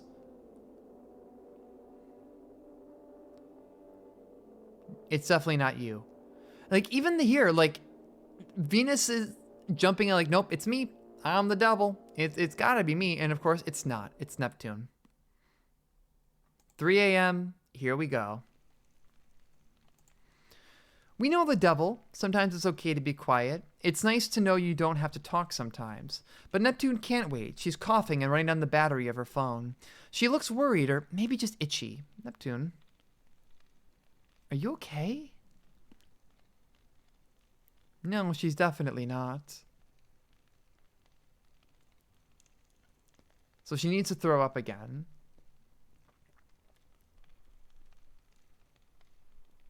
It's quiet, but it's not okay anymore. We shiver whenever Neptune coughs, even though the bathroom, it just sounds louder than ever. As Jupiter, oh, here we go. Here's the inversion here. So we know that Neptune was specifically trying to keep her coughing and throwing up, and I'm assuming what is some kind of sickness, away from Jupiter, who she has a crush on, and now Jupiter is going to see it.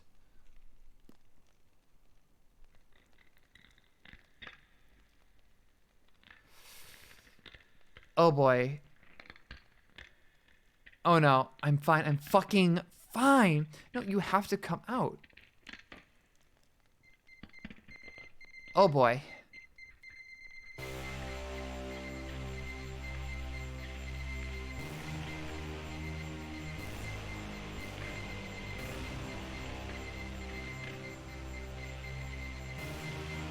Neptune lets the ichor drizzle off her finger like it's chocolate syrup.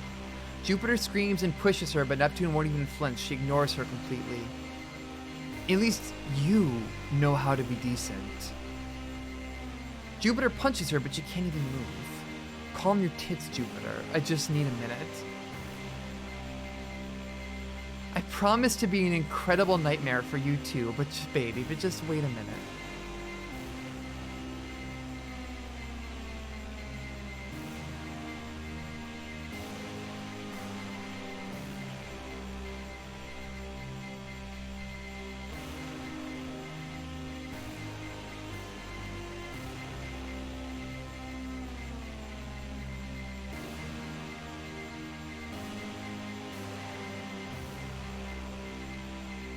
Doesn't it feel unfair?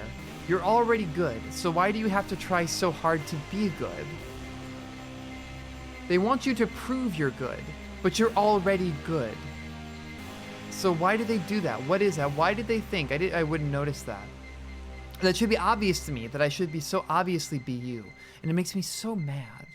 And I hate this place so much. So why are either of you here? Why do we have to be here? I am trying to fuck up Venus for the rest of his entire life, and you too if you let me. And if you want to stop that, I guess there's a problem and you were gonna have to kill me.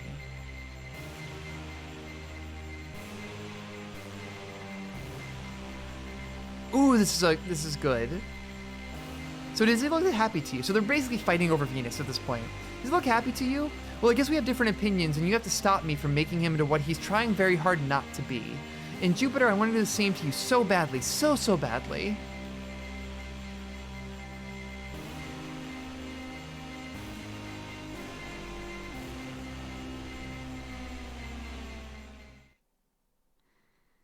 So her whole shtick, God, this isn't actually very intense.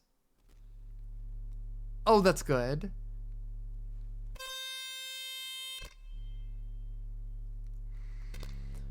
Her stare is as quiet and black as the surface of the lake, like she's tempting, let's see.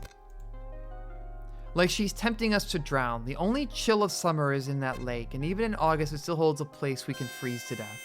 Neptune reaches for us. She's a flood of every wicked thought that they are pouring out of her, she reaches for, she's a flood of every wicked, and they are pouring out of her mouth. The devil is lonely. We kicked out the devil and it misses us. It keeps begging to be let back in, for us to let it in, and Neptune did. Every terrible thought belongs to it, water to give and thirst to take. Nothing can escape this flood, but we will. Neptune can't stain us, and we choose to stay clean. And the devil only ever gets one moment. For revenge, for desire, for please think of me. But there is nothing to fear when it's two against the devil. Venus brings the light, his radio lines and wiggles and coils around itself. Jupiter brings the storm, her radio blares and shrieks and the weight of it shudders. Our radios scream and crash against her, and the devil is destroyed.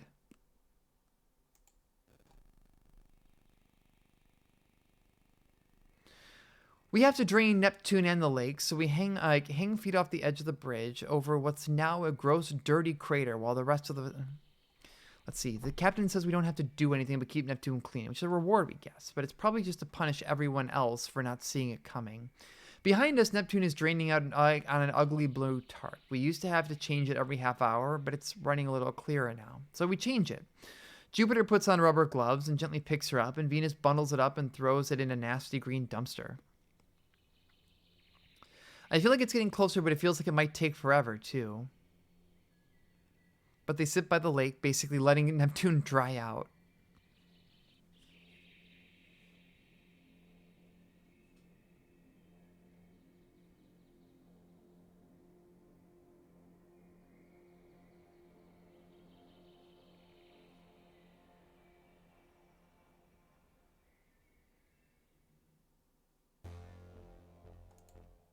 Well, that was rough. This game is very dark. I'm enjoying it a lot, though. So let's see. Let's fast forward again through this. I think I've seen all of there's only a couple iterations of scenes I haven't seen. So I'm just going to skip ahead through stuff. And this time we are excluding Venus. Going to get the Venus ending and then get the super secret fourth ending. So we go through, we meet Team South. Let's exclude... I guess it doesn't matter, no matter what Venus gets included here. It's actually, I haven't seen this one. There's a couple scenes I still haven't read.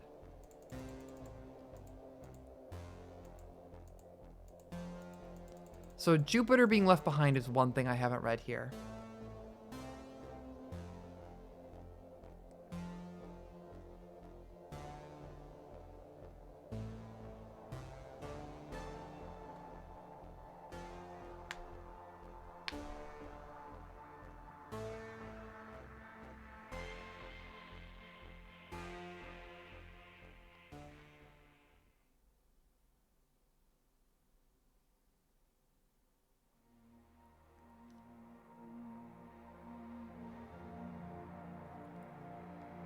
So the sirens are God warning them about the presence of the devil, and even from the jump before they get to the cabin, God is warning them, or like whatever we're taking as God here, is warning them that the devil is already there.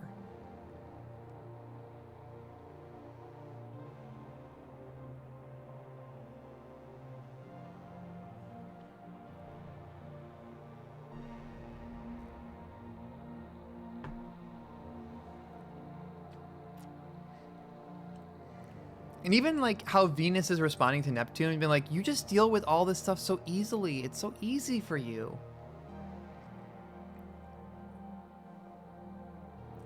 But one of the but now I'm rethinking about how Neptune is interacting with them. It's like Neptune isn't really trying to bring them all down. I get the feeling that Neptune doesn't want people to think that they're better or worse than each other in this group. They're like, they aren't exactly bad kids. That being labeled as bad kids is because of how other people see them. It's not something that they did. And so they're not bad. They've been made to be bad by the people around them because they don't fit so cleanly and so neatly into the molds that they've been trying to put into. So when she's getting them to drink and do stuff, she's not trying to just be like, oh, ha ha ha, look how terrible we are. She's going to be like, look, we are existing here, and that's not bad. Whereas Venus is always thinking that he's bad, and Jupiter also thinks that she's terrible and is trying to be perfect all the time. Neptune is trying to get them to realize that they're not terrible. All right, so we've already seen this scene before. This is when they go through and they fight, and the shelf topples over. Let's see, we're sleeping in shifts, so let's see, we are excluding Venus this time around. So we've already seen this. I mean, it's basically it. It's like, my brother in Christ, we are existing. It's like, we're not good or bad, we are just in this moment. And how other people label us is not our fault. Two of us have to go, one of us has to say, get out of here, Venus, we are excluding you.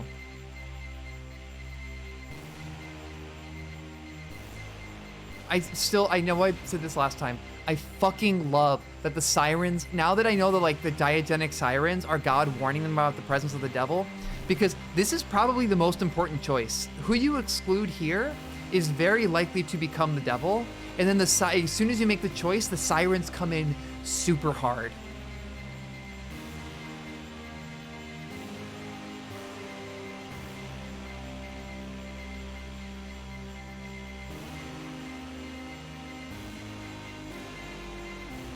And so we're going to leave Venus, and they go out.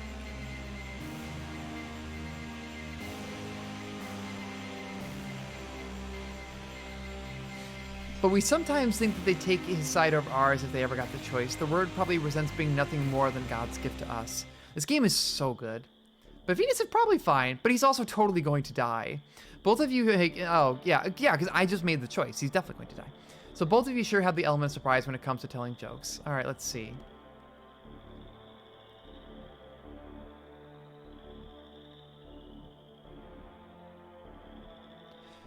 Yeah, because this is also the scene where they talk shit about the person you're excluding.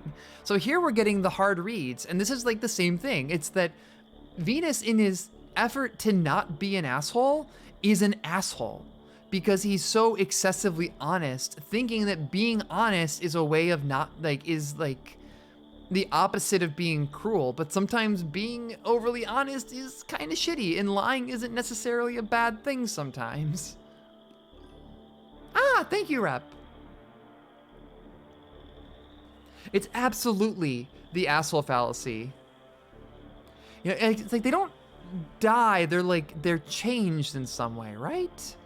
I guess I'm using die as a euphemism for going to become the devil.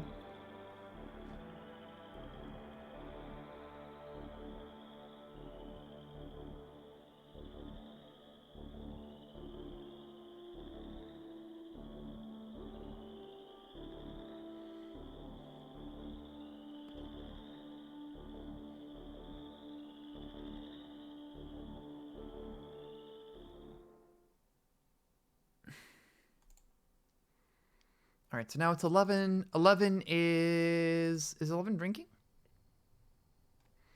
All right, let's see. Drinking with Jupiter. So they drink and they fuck around and then basically find out as Neptune starts to cough, and she hides her sickness or her coughing from Jupiter because because gay. Neptune insists that she's fine. We're going to continue to... All right, this is the one I haven't seen. This is the 7 minutes in heaven between Jupiter and Neptune.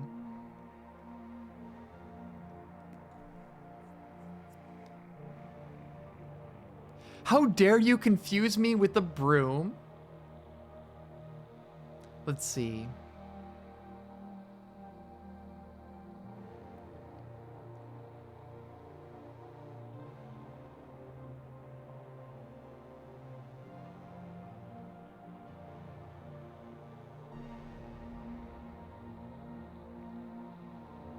That's a good one. It's not real if we don't say it out loud, right?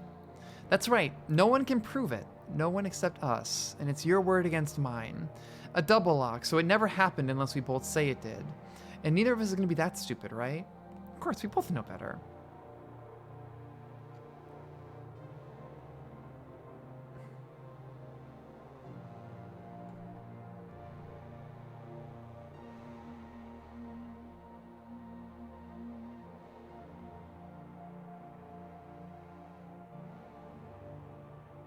The shit kinda gay.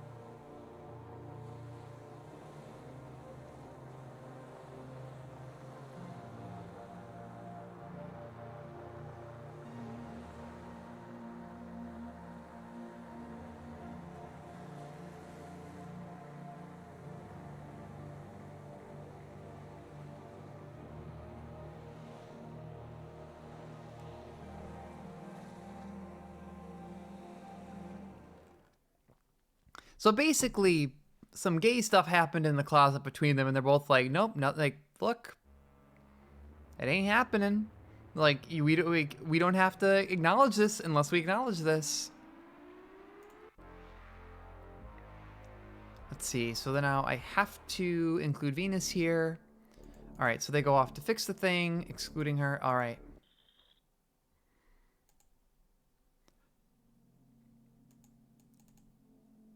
And now, let's see, we tune into God. So this is going to be...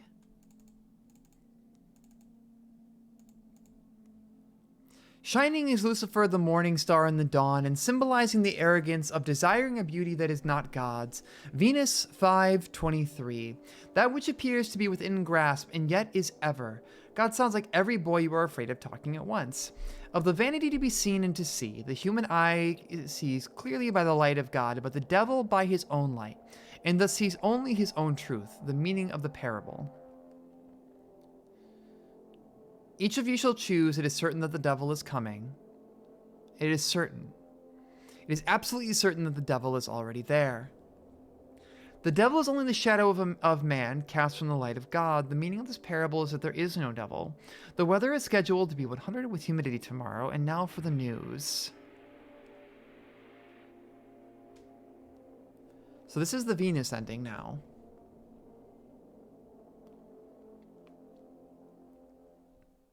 So what's going to happen to Venus becoming the devil? So Neptune, it was sort of an explosion of her desire to kind of drag, not so much drag everyone down, but to make them realize that they're not necessarily good or bad. Jupiter is sort of a caustic explosion of all of the competing desires and different masks that she's wearing to try to impress other people. So what is going to happen to Venus?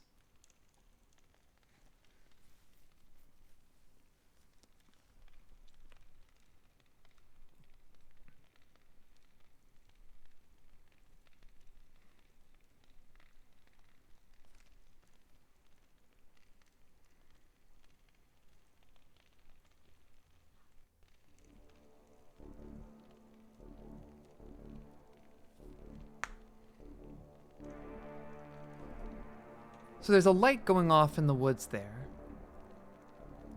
We should say, we should get it over with here, where it's easiest. It'll be better for him too, but, oh, so they already know. So they're very aware that this is going to happen.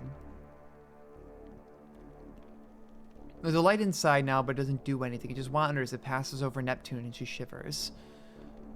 And they run. So they're running now. Okay, so what's going to happen here? First it's left, then it's right, then it's both, and then here's the sirens. The sirens are like, nope, nope, devil be happening.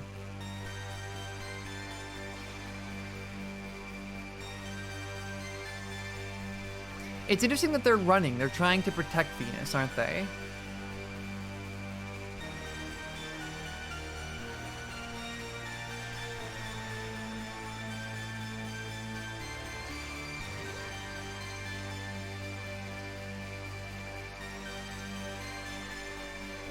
Jupiter, Leah at sea.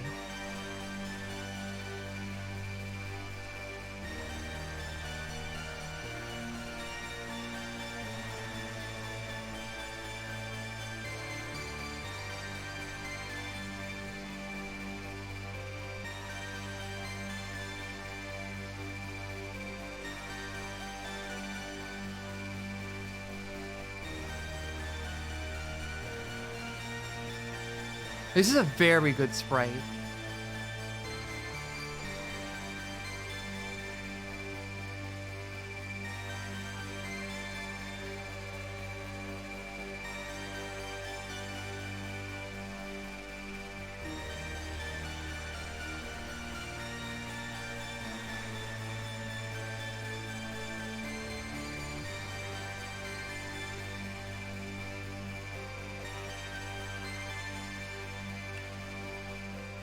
Huh. Alright, here we go.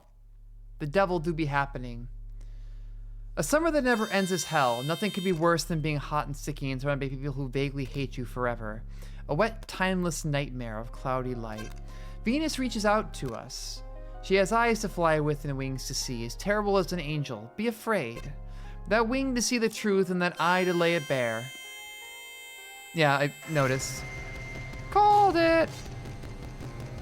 We feel the heat in our skin and recoil. It wants something from us. A lot of things, maybe everything. Again, coming back to this idea that one of Venus's kind of core cruelties is wanting things from other people but never saying what it is. The devil is lonely. We kicked out the devil and it must miss us. It keeps begging to be let back in, to let in. And Venus did.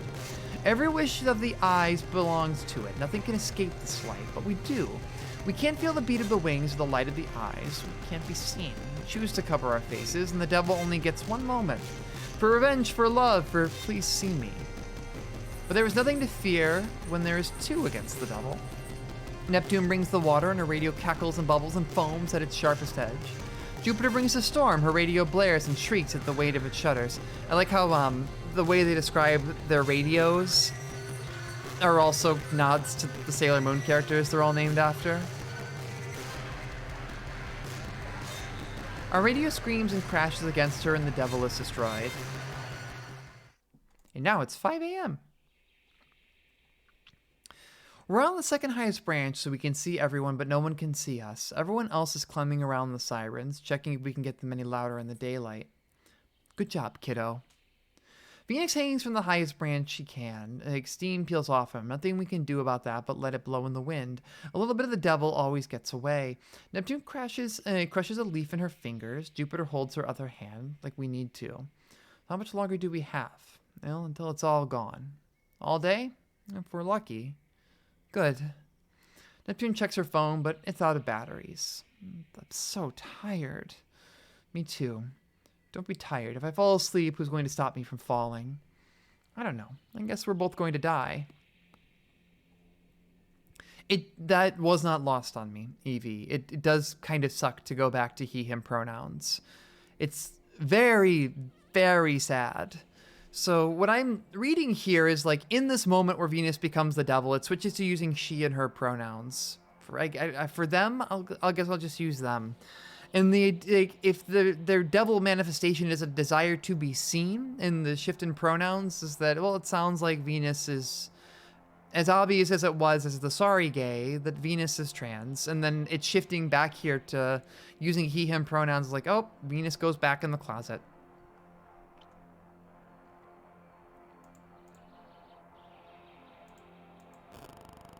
And that sucks and is very sad.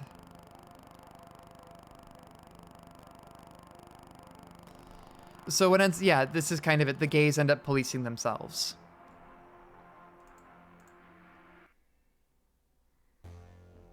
Dang, that was rough. That might be the saddest ending. So how do you get, I'm going to see what the choices are because I don't feel like doing the math.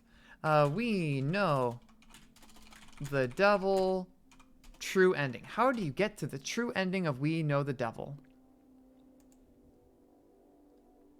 But that means I gotta do math. So you just have to balance it until 11.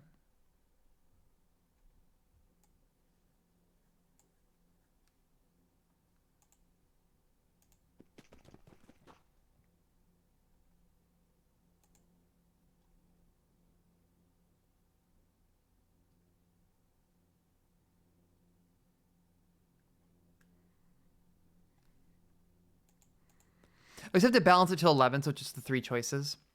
All right, I'm gonna do my best.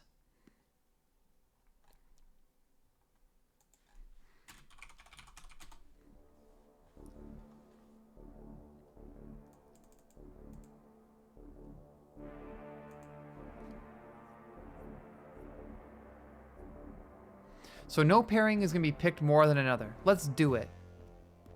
All right, so let's pick Venus and Neptune here.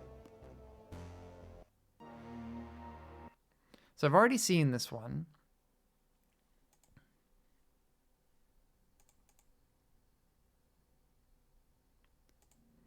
That would be the smart thing to do. But thankfully, as long as I'm fast forwarding, it won't be that much. It won't be that bad. So let's see. I've picked Venus and Neptune once. So let's pick...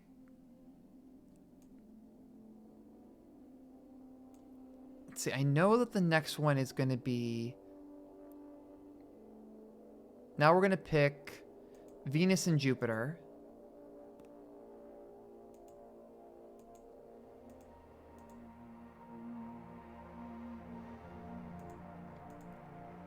Thankfully, it's not that many choices, really. And I am going to open a spreadsheet. So, because I can do 2 things at once. But adding in, keeping track of my choices, that's difficult. So Jupiter, Venus, and Neptune. So I've picked one.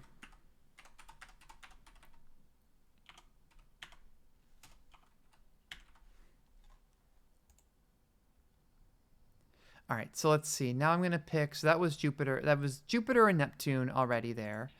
And that was Venus and Neptune, and then Jupiter and Neptune. So Venus has been picked, no, Venus has been picked twice. And then 1 for each of these. So I'm going to pick these 2, and that brings them both up to 2. All right, Pro Gamer over here. Pro Gamer opening up Excel because I love spreadsheets.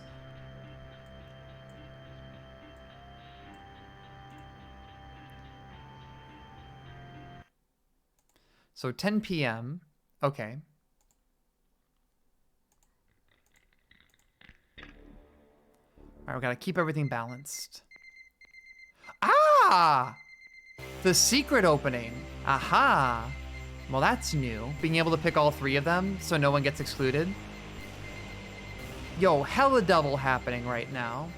We hear the devil singing. The devil knows our names, knows us by heart. The devil is behind us and in front of us and above us and below us. And every shadow cast by the flickering in the night, and the gap between the path and the forest and right behind us. And the devil is gone. We hold each other as tight as we dare. So that's what I was worried about. I didn't know that there was a new answer. I was like, how am I supposed to get this if I haven't done all of these? No, that's the answer. Because the math can't work out unless there's a new an option over there.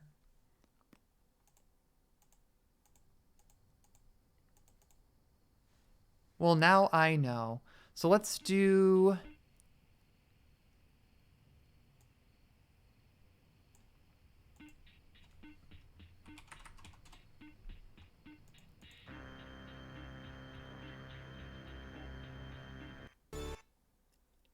It's smart. Okay, so now we're at 12 a.m., which is the drunk. Let's see. So we're going to pick Venus this time.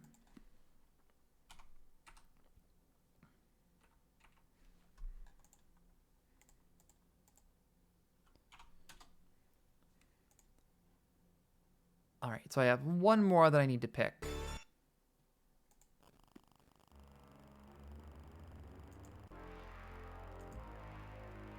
So I just need to pick Venus and Neptune, and that should keep everything balanced.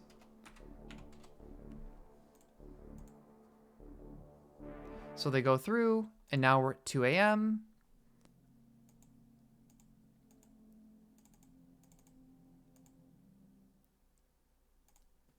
Oh, it's the devil. Oh, so now they go to call God, but instead it's the devil.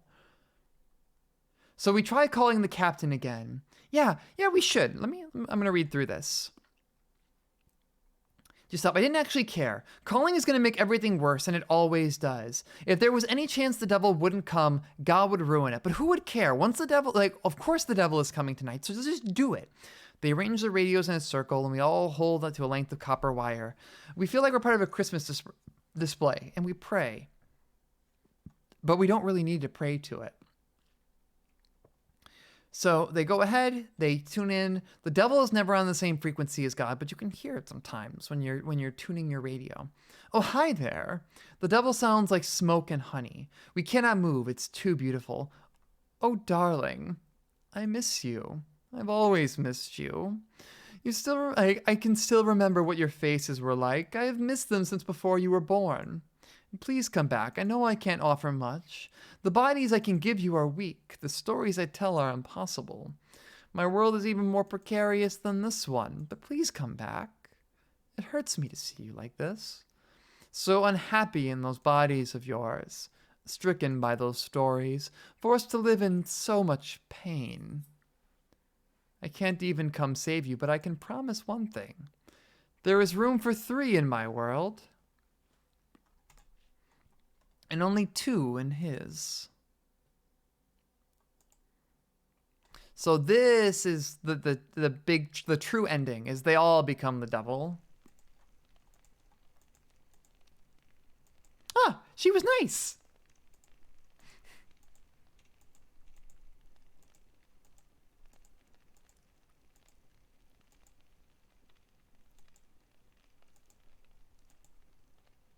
And then you have Jupiter immediately just like, it's my fault. I blame this. It's all my fault.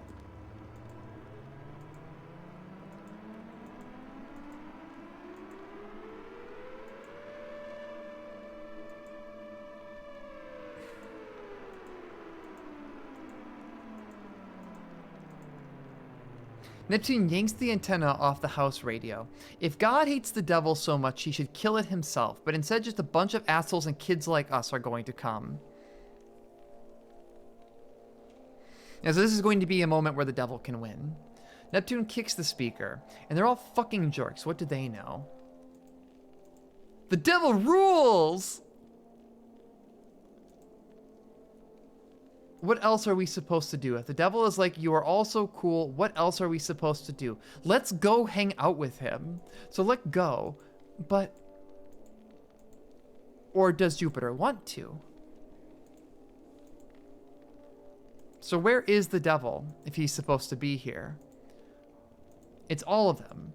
It's all of them at the same time. So the devil is where the devil has to be.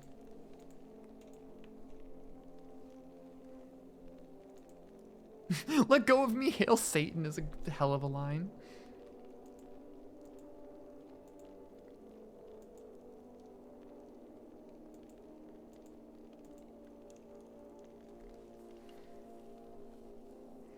That's a good one right there.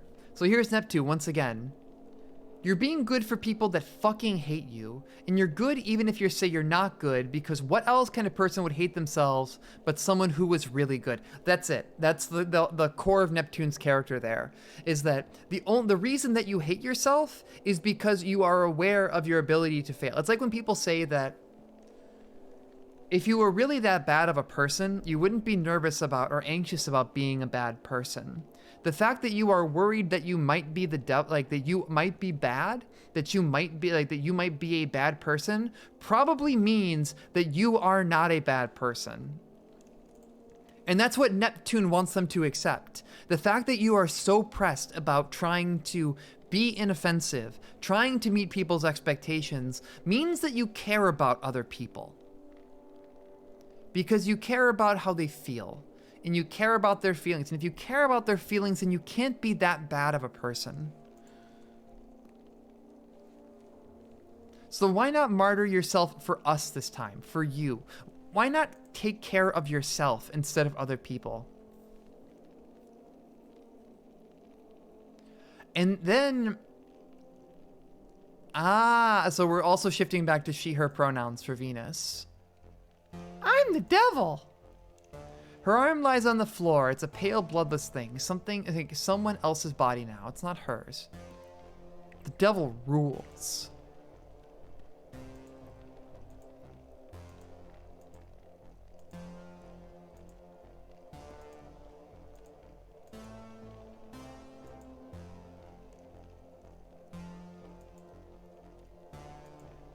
So they're just pulling apart Venus's body now?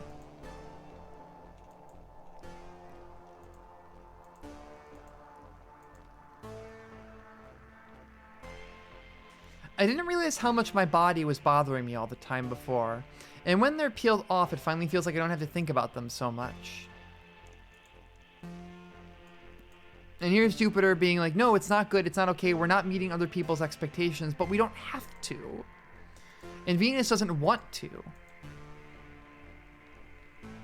And then there's Jupiter's repression here. Just because you want to do something doesn't mean you should do it. This is definitely, yeah, this is hard hitting.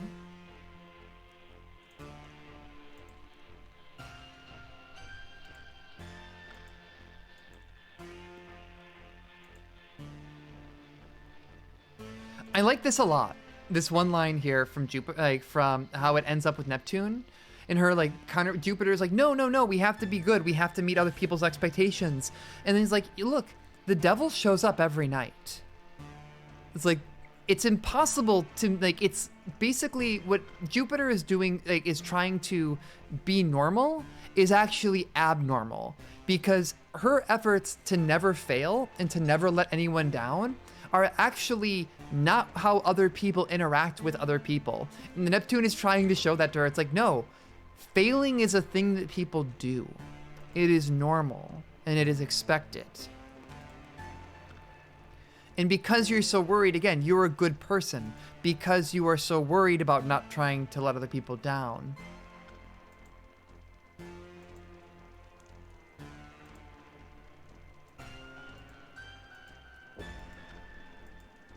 Oh no, gay panic is happening. Neptune's like, I like ya. And then Jupiter breaks down. Gay.exe has stopped working.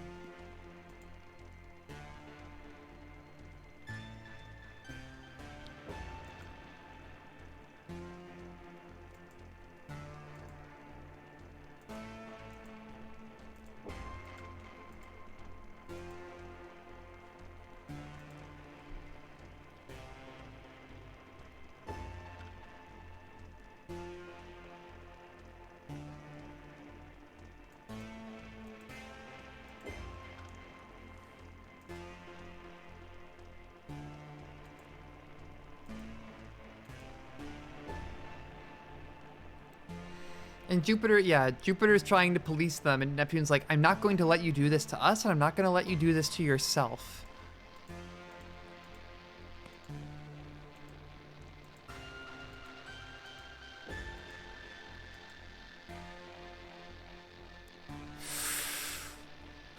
It's like, it's not that you don't want it. All right, this is good. This is good.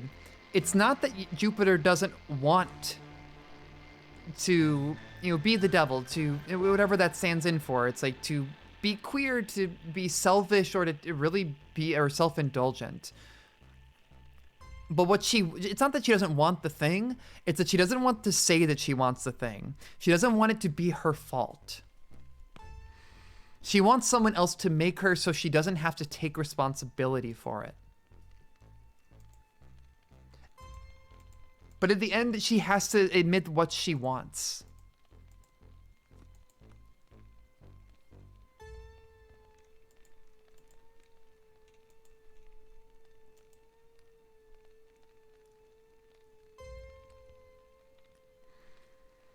And here's the repressed gay being like, the moment that I accept this about myself, I will never want to go back to being human ever again.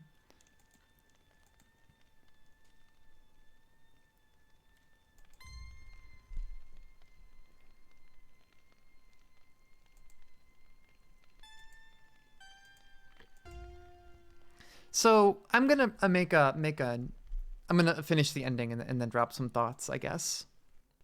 There's a song on the dead radio that's been playing for a while, and now it's so loud that it erases every feeling and it drowns out every sound, but oh, how beautiful it is. And now 4 a.m.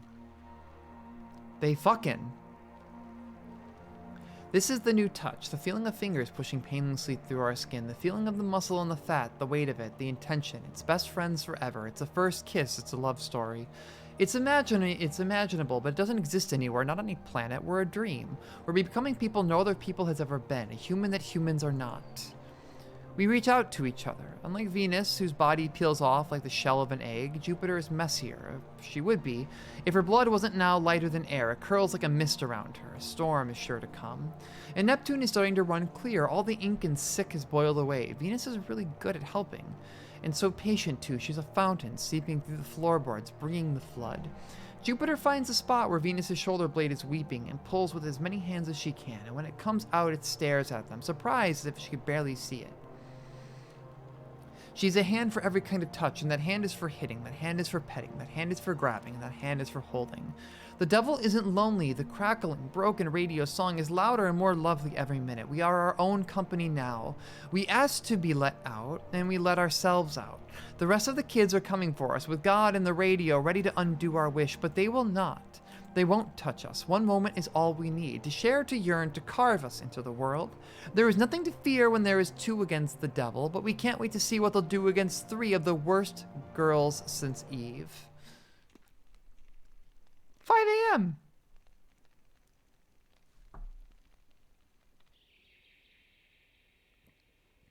Camp is much nicer now that we've made some changes. The right angles were boring and distracting, and it was much too small. The captain has no stories left for us. Neptune would not be satisfied until every lie was gone. There's a crack as Jupiter tears down a siren, so Venus can set up a new kind, tuned to a different station.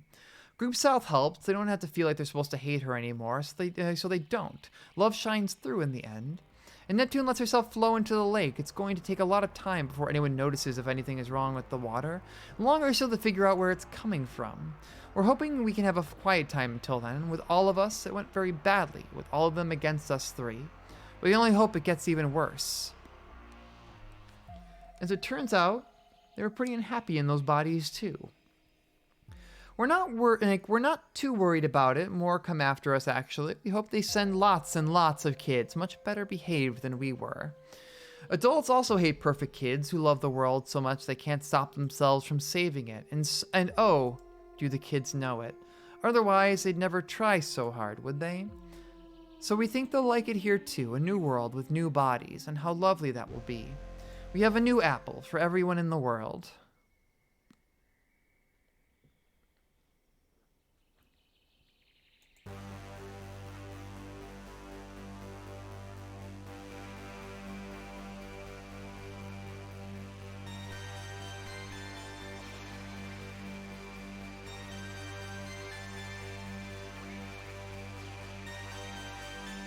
That was pretty sick.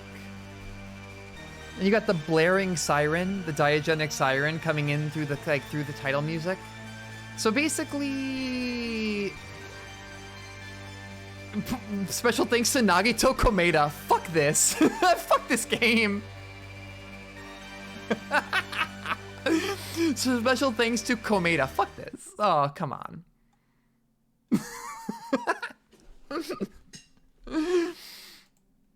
This is what I get for actually watching credits. You were waiting the whole time. You were waiting the whole time to see when I would finally come across that. Ugh, fucking Komeda. This is worse than the time I took the anime character MBTI and found out that my anime Myers-Briggs is Komeda. I am Komeda core, assigned Komeda at birth.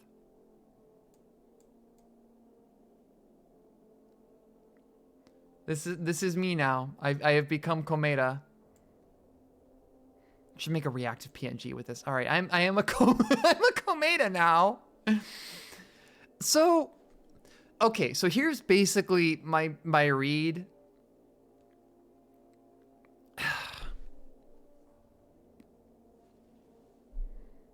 All right, if you draw Ricky with the Kometa fit, I will appreciate you as much as I do already, which is a lot. So my read here, and so correct me if I'm wrong. So basically, the devil is gay, and so the whole premise here is you've got 3 gay kids that are sent off. They're at a church camp. It's not specifically said to be a conversion camp, but it sounds like that's kind of it's a Jesus camp for bad kids. But bad is basically a stand-in for queer or delinquent or and something like that. When they become the devil, it's them expressing or having sort of a explosion of stress based around whatever their repressed issue is. Like in the case of Venus, when Venus becomes the devil, the game shifts to using she, her pronouns. Now, when the other 2 defeat the devil, it's basically queer kids repressing themselves. So all of the 3 normal endings are actually very sad, which I didn't really get until I got the Venus ending, which basically goes from Venus becoming the devil, using she, her pronouns, and then shifting back to he, him pronouns toward the end. It's basically the other 2 of them shame Venus back into the closet in that ending. So in becoming, where they all become the devil, is basically saying, well, what if we did just do this? What if we didn't feel bad about it? And so they set up a queer demonic commune, and then as all the other Christian magical girls come to try to stop them, what they find, and I love that line, it turns out that they were very uncomfortable in their bodies too. That this like this Christian camp for the bad kids, that they were all the kids there were very queer, and then sort of once there was solidarity amongst them, it wasn't just one person coming out, it was groups of people, that there was no way to stop it. And it just became this thing that spread through the world, like spread through the camp and then ultimately spreads through the world. And also Nagito Kometa, and then also Kometa is there. Look at Kometa. This is the face of the devil. The devil is a Kometa type. Super high school level devil. Yeah, it's that was very good. I think this is one of those things I'm going to have to sit on for a bit before I really kind of get it.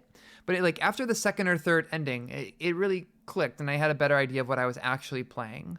This is like a very, much like Heaven Will Be Mine, there's a surface level story, but then it's really about queerness and it's really about bodies.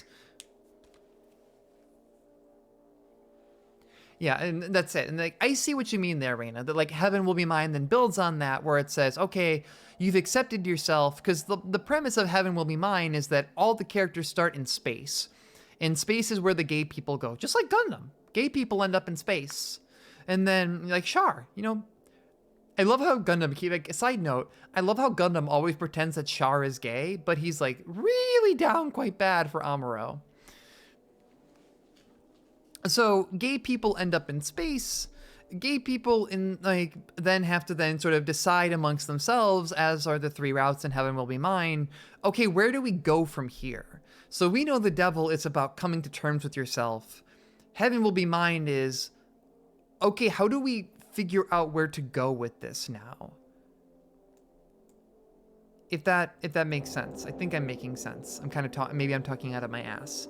So they're both very good. If you haven't played any of them, I strongly recommend Heaven Will Be Mine. It's one of my favorites because I love robots and I also love body metaphors.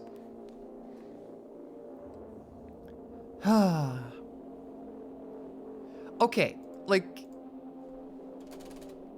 can I find the all-important GIF to put on the stream to demonstrate the inherent homoeroticism of Gundam? Yeah, I can't wait to see what happens in the future. What other gays will I find and be surprised by? Here we go. No, it's in WebP format. I can't put it in OBS. No. This is terrible. I guess I could just save it as a GIF. Okay, good. I found the GIF version.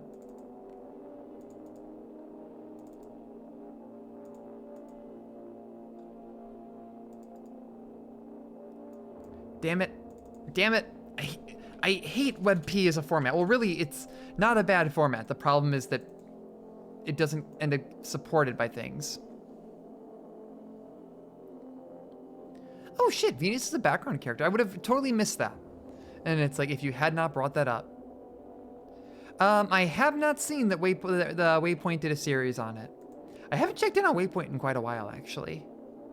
I'm like very far behind. Basically, around the point that Austin left Waypoint, I ended up kind of falling off. So it was either way before that or way after that. I haven't seen it.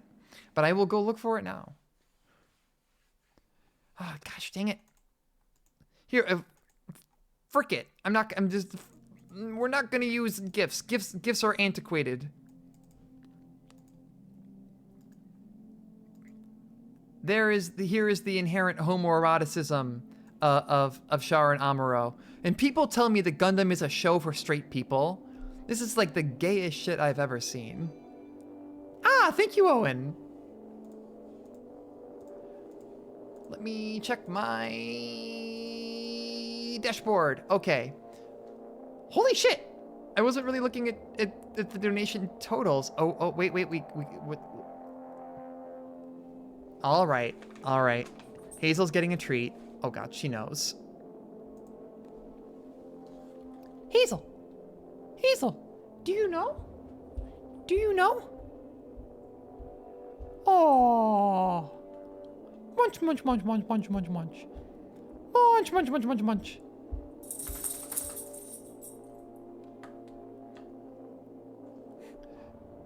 $10 for each of the 3 of the worst girls since Eve. Look at this puppy. You know what, Hazel? Hazel.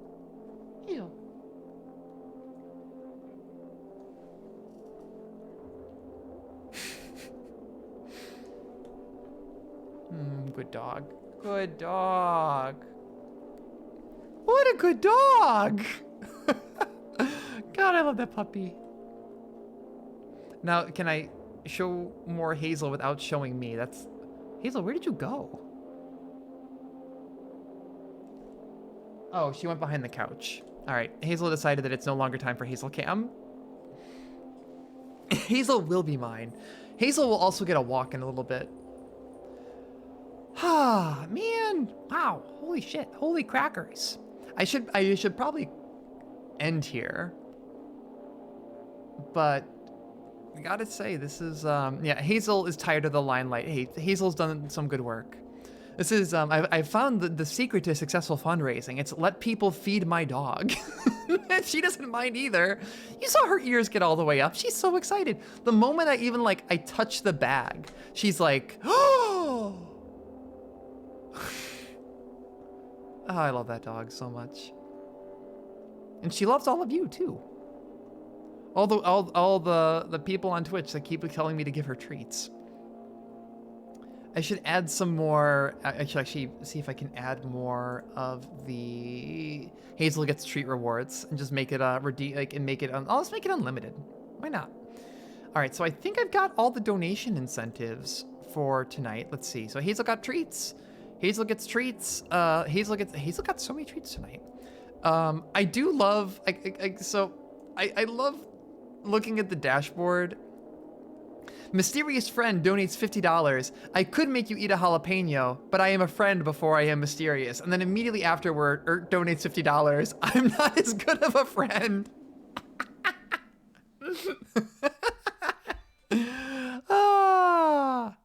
Thank you, Evie. Treats will be Hazel's. Yes, they absolutely will be. I'm gonna go give her a bunch of pets. She's a good girl. She's been a little bit sick lately, so I'm glad that she's getting a lot of pets and a lot of attention and a lot of appreciation. So I guess that's it for me tonight. I'm off tomorrow. We'll see what's happening in Discord. If you type exclamation point, Reina, do you wanna retroactively convert that into treats? All right. Well, she's left, so I will be back on Thursday, and you just have standing treat redeems. So if you want to give her treats, just tell me, and I will give her treats. So we'll see what's happening tomorrow, or I will probably either be taking a break because this is going to be a lot of streaming for me this week, or we'll probably be either watching, if Tom wants to stream it, we'll be watching Lupin in Discord, and hey, if not, we'll probably be watching Columbo. Everyone loves Columbo, the greatest show ever brought about in the entirety of the history of the world. I do love a weird little guy. And people say Germans aren't funny. Wait, that's not it. It's a little guy, wasn't he? Yeah, I fucking love Columbo. I am so glad that was an impulse that I got. Like, just an impulse I stumbled onto at the start of the year. Like, what if I just got really into Columbo? And it was a good choice. It's a little guy, wasn't he? Just a little guy, wasn't he? I should get more Columbo sound redeems. I mean, it's such a good show. It has aged so well. Some of the episodes have started to miss. We're now into like season 3, but like when they hit, they are so good. Like the pilot, the episode with the bomber, the chemist bomber was super good. The evil psychologist, like there's so many good episodes of Columbo. So let's see. Who have I not rated in a while? The surgeon, the bomber is really good. The Leonard Nimoy surgeon is so fucking good.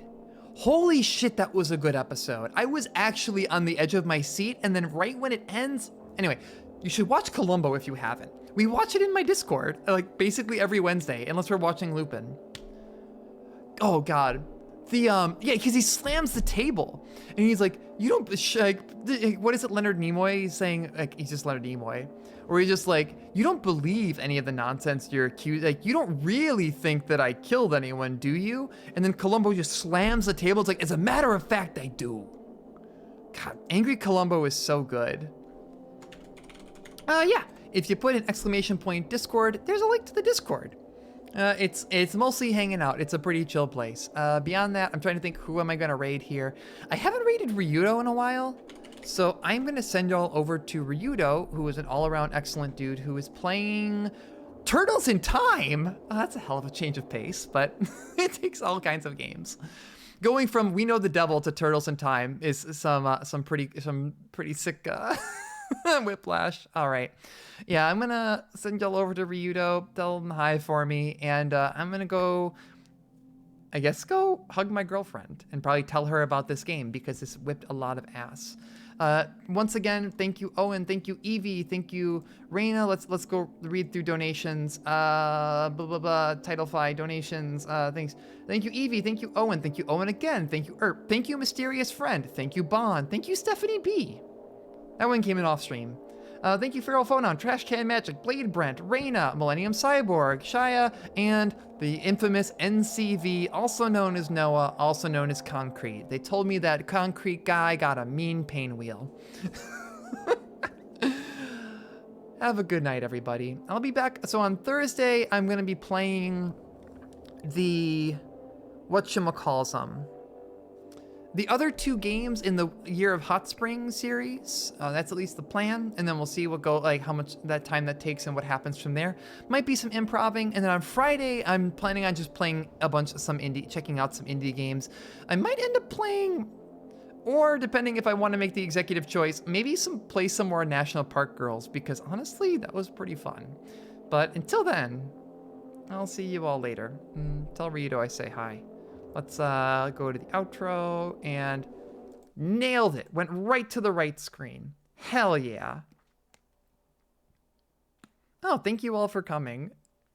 Look, I'm just being gay in public and reading out loud. It's all of you that make it fun. So thank you. Have a good night.